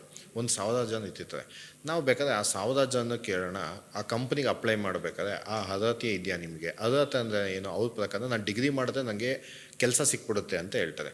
ಸೊ ಡಿಗ್ರಿ ಮಾಡ್ತಿದ್ದಂಗೆ ನಮಗೆ ಕೆಲಸ ಸಿಗಲ್ಲ ಇದು. ಮತ್ತು ಯಾವಾಗ ಗೌರ್ಮೆಂಟು ನನಗೆ ನೀನು ಡಿಗ್ರಿ ಮಾಡ್ಕೊಂಬ ನಾನು ಕೆಲಸ ಕೊಡ್ತೀನಿ ಅಂತಂದರೆ, ನನ್ನ ಒಂದು ವಿದ್ಯಾರ್ಥಿಗಳಿಗೆ ಪ್ರಶ್ನೆ ಅಂತಂದರೆ, ಗೌರ್ಮೆಂಟ್ ಯಾಕೆ ನಿಮಗೆ ಕೆಲಸ ಕೊಡಬೇಕು?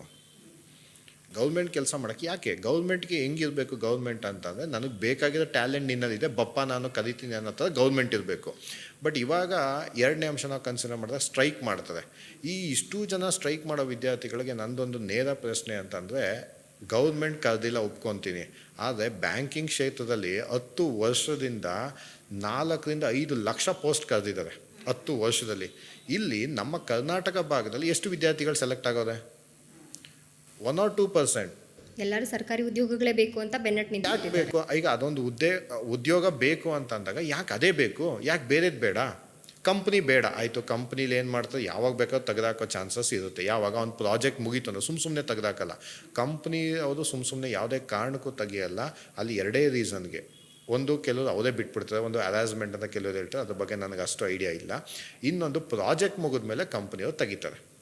ಅವ್ರದ್ದು ಮುಗಿದ್ಮೇಲೆ, ಯಾಕಂದ್ರೆ ಕಂಪ್ನಿ ಅಷ್ಟೇ, ಅದು ಅವನಿಗೆ ಗೊತ್ತಿದೆ ಸೇರ್ಕೊತಾರೆ. ಆದರೆ ಗೌರ್ಮೆಂಟ್ ಜಾಬ್ಗಳು ಏನಾಗ್ತವೆ ನಮಗೆ, ಅಲ್ಲಿ ಒಂದು ಕರಪ್ಷನ್ ಲೆವೆಲ್ ಜಾಸ್ತಿ ಇರ್ತದೆ. ಅದೇ ಬ್ಯಾಂಕಿಂಗಲ್ಲಿ ಕರಪ್ಷನ್ ಲೆವೆಲ್ ಇರಲ್ಲ. ಸೊ ಅವಾಗೇನು ಮಾಡ್ತಾರೆ ವಿದ್ಯಾರ್ಥಿ, ಈಗ ಸ್ಟ್ರೈಕ್ ಮಾಡೋದು, ಧಾರವಾಡಲ್ಲಿ ಎಲ್ಲ ಸ್ಟ್ರೈಕ್ ಮಾಡೋದು, ಬೆಂಗಳೂರಲ್ಲಿ ಸ್ಟ್ರೈಕ್ ಮಾಡೋದು. ಇವರಲ್ಲಿ ಎಷ್ಟು ಜನ ಬ್ಯಾಂಕಿಂಗ್ ಎಕ್ಸಾಮ್ ತೊಗೊಂಡಿದ್ದಾರೆ? ಎಷ್ಟು ಜನ ಕಂಪ್ನಿಗೆ ಟ್ರೈ ಮಾಡಿದ್ದಾರೆ?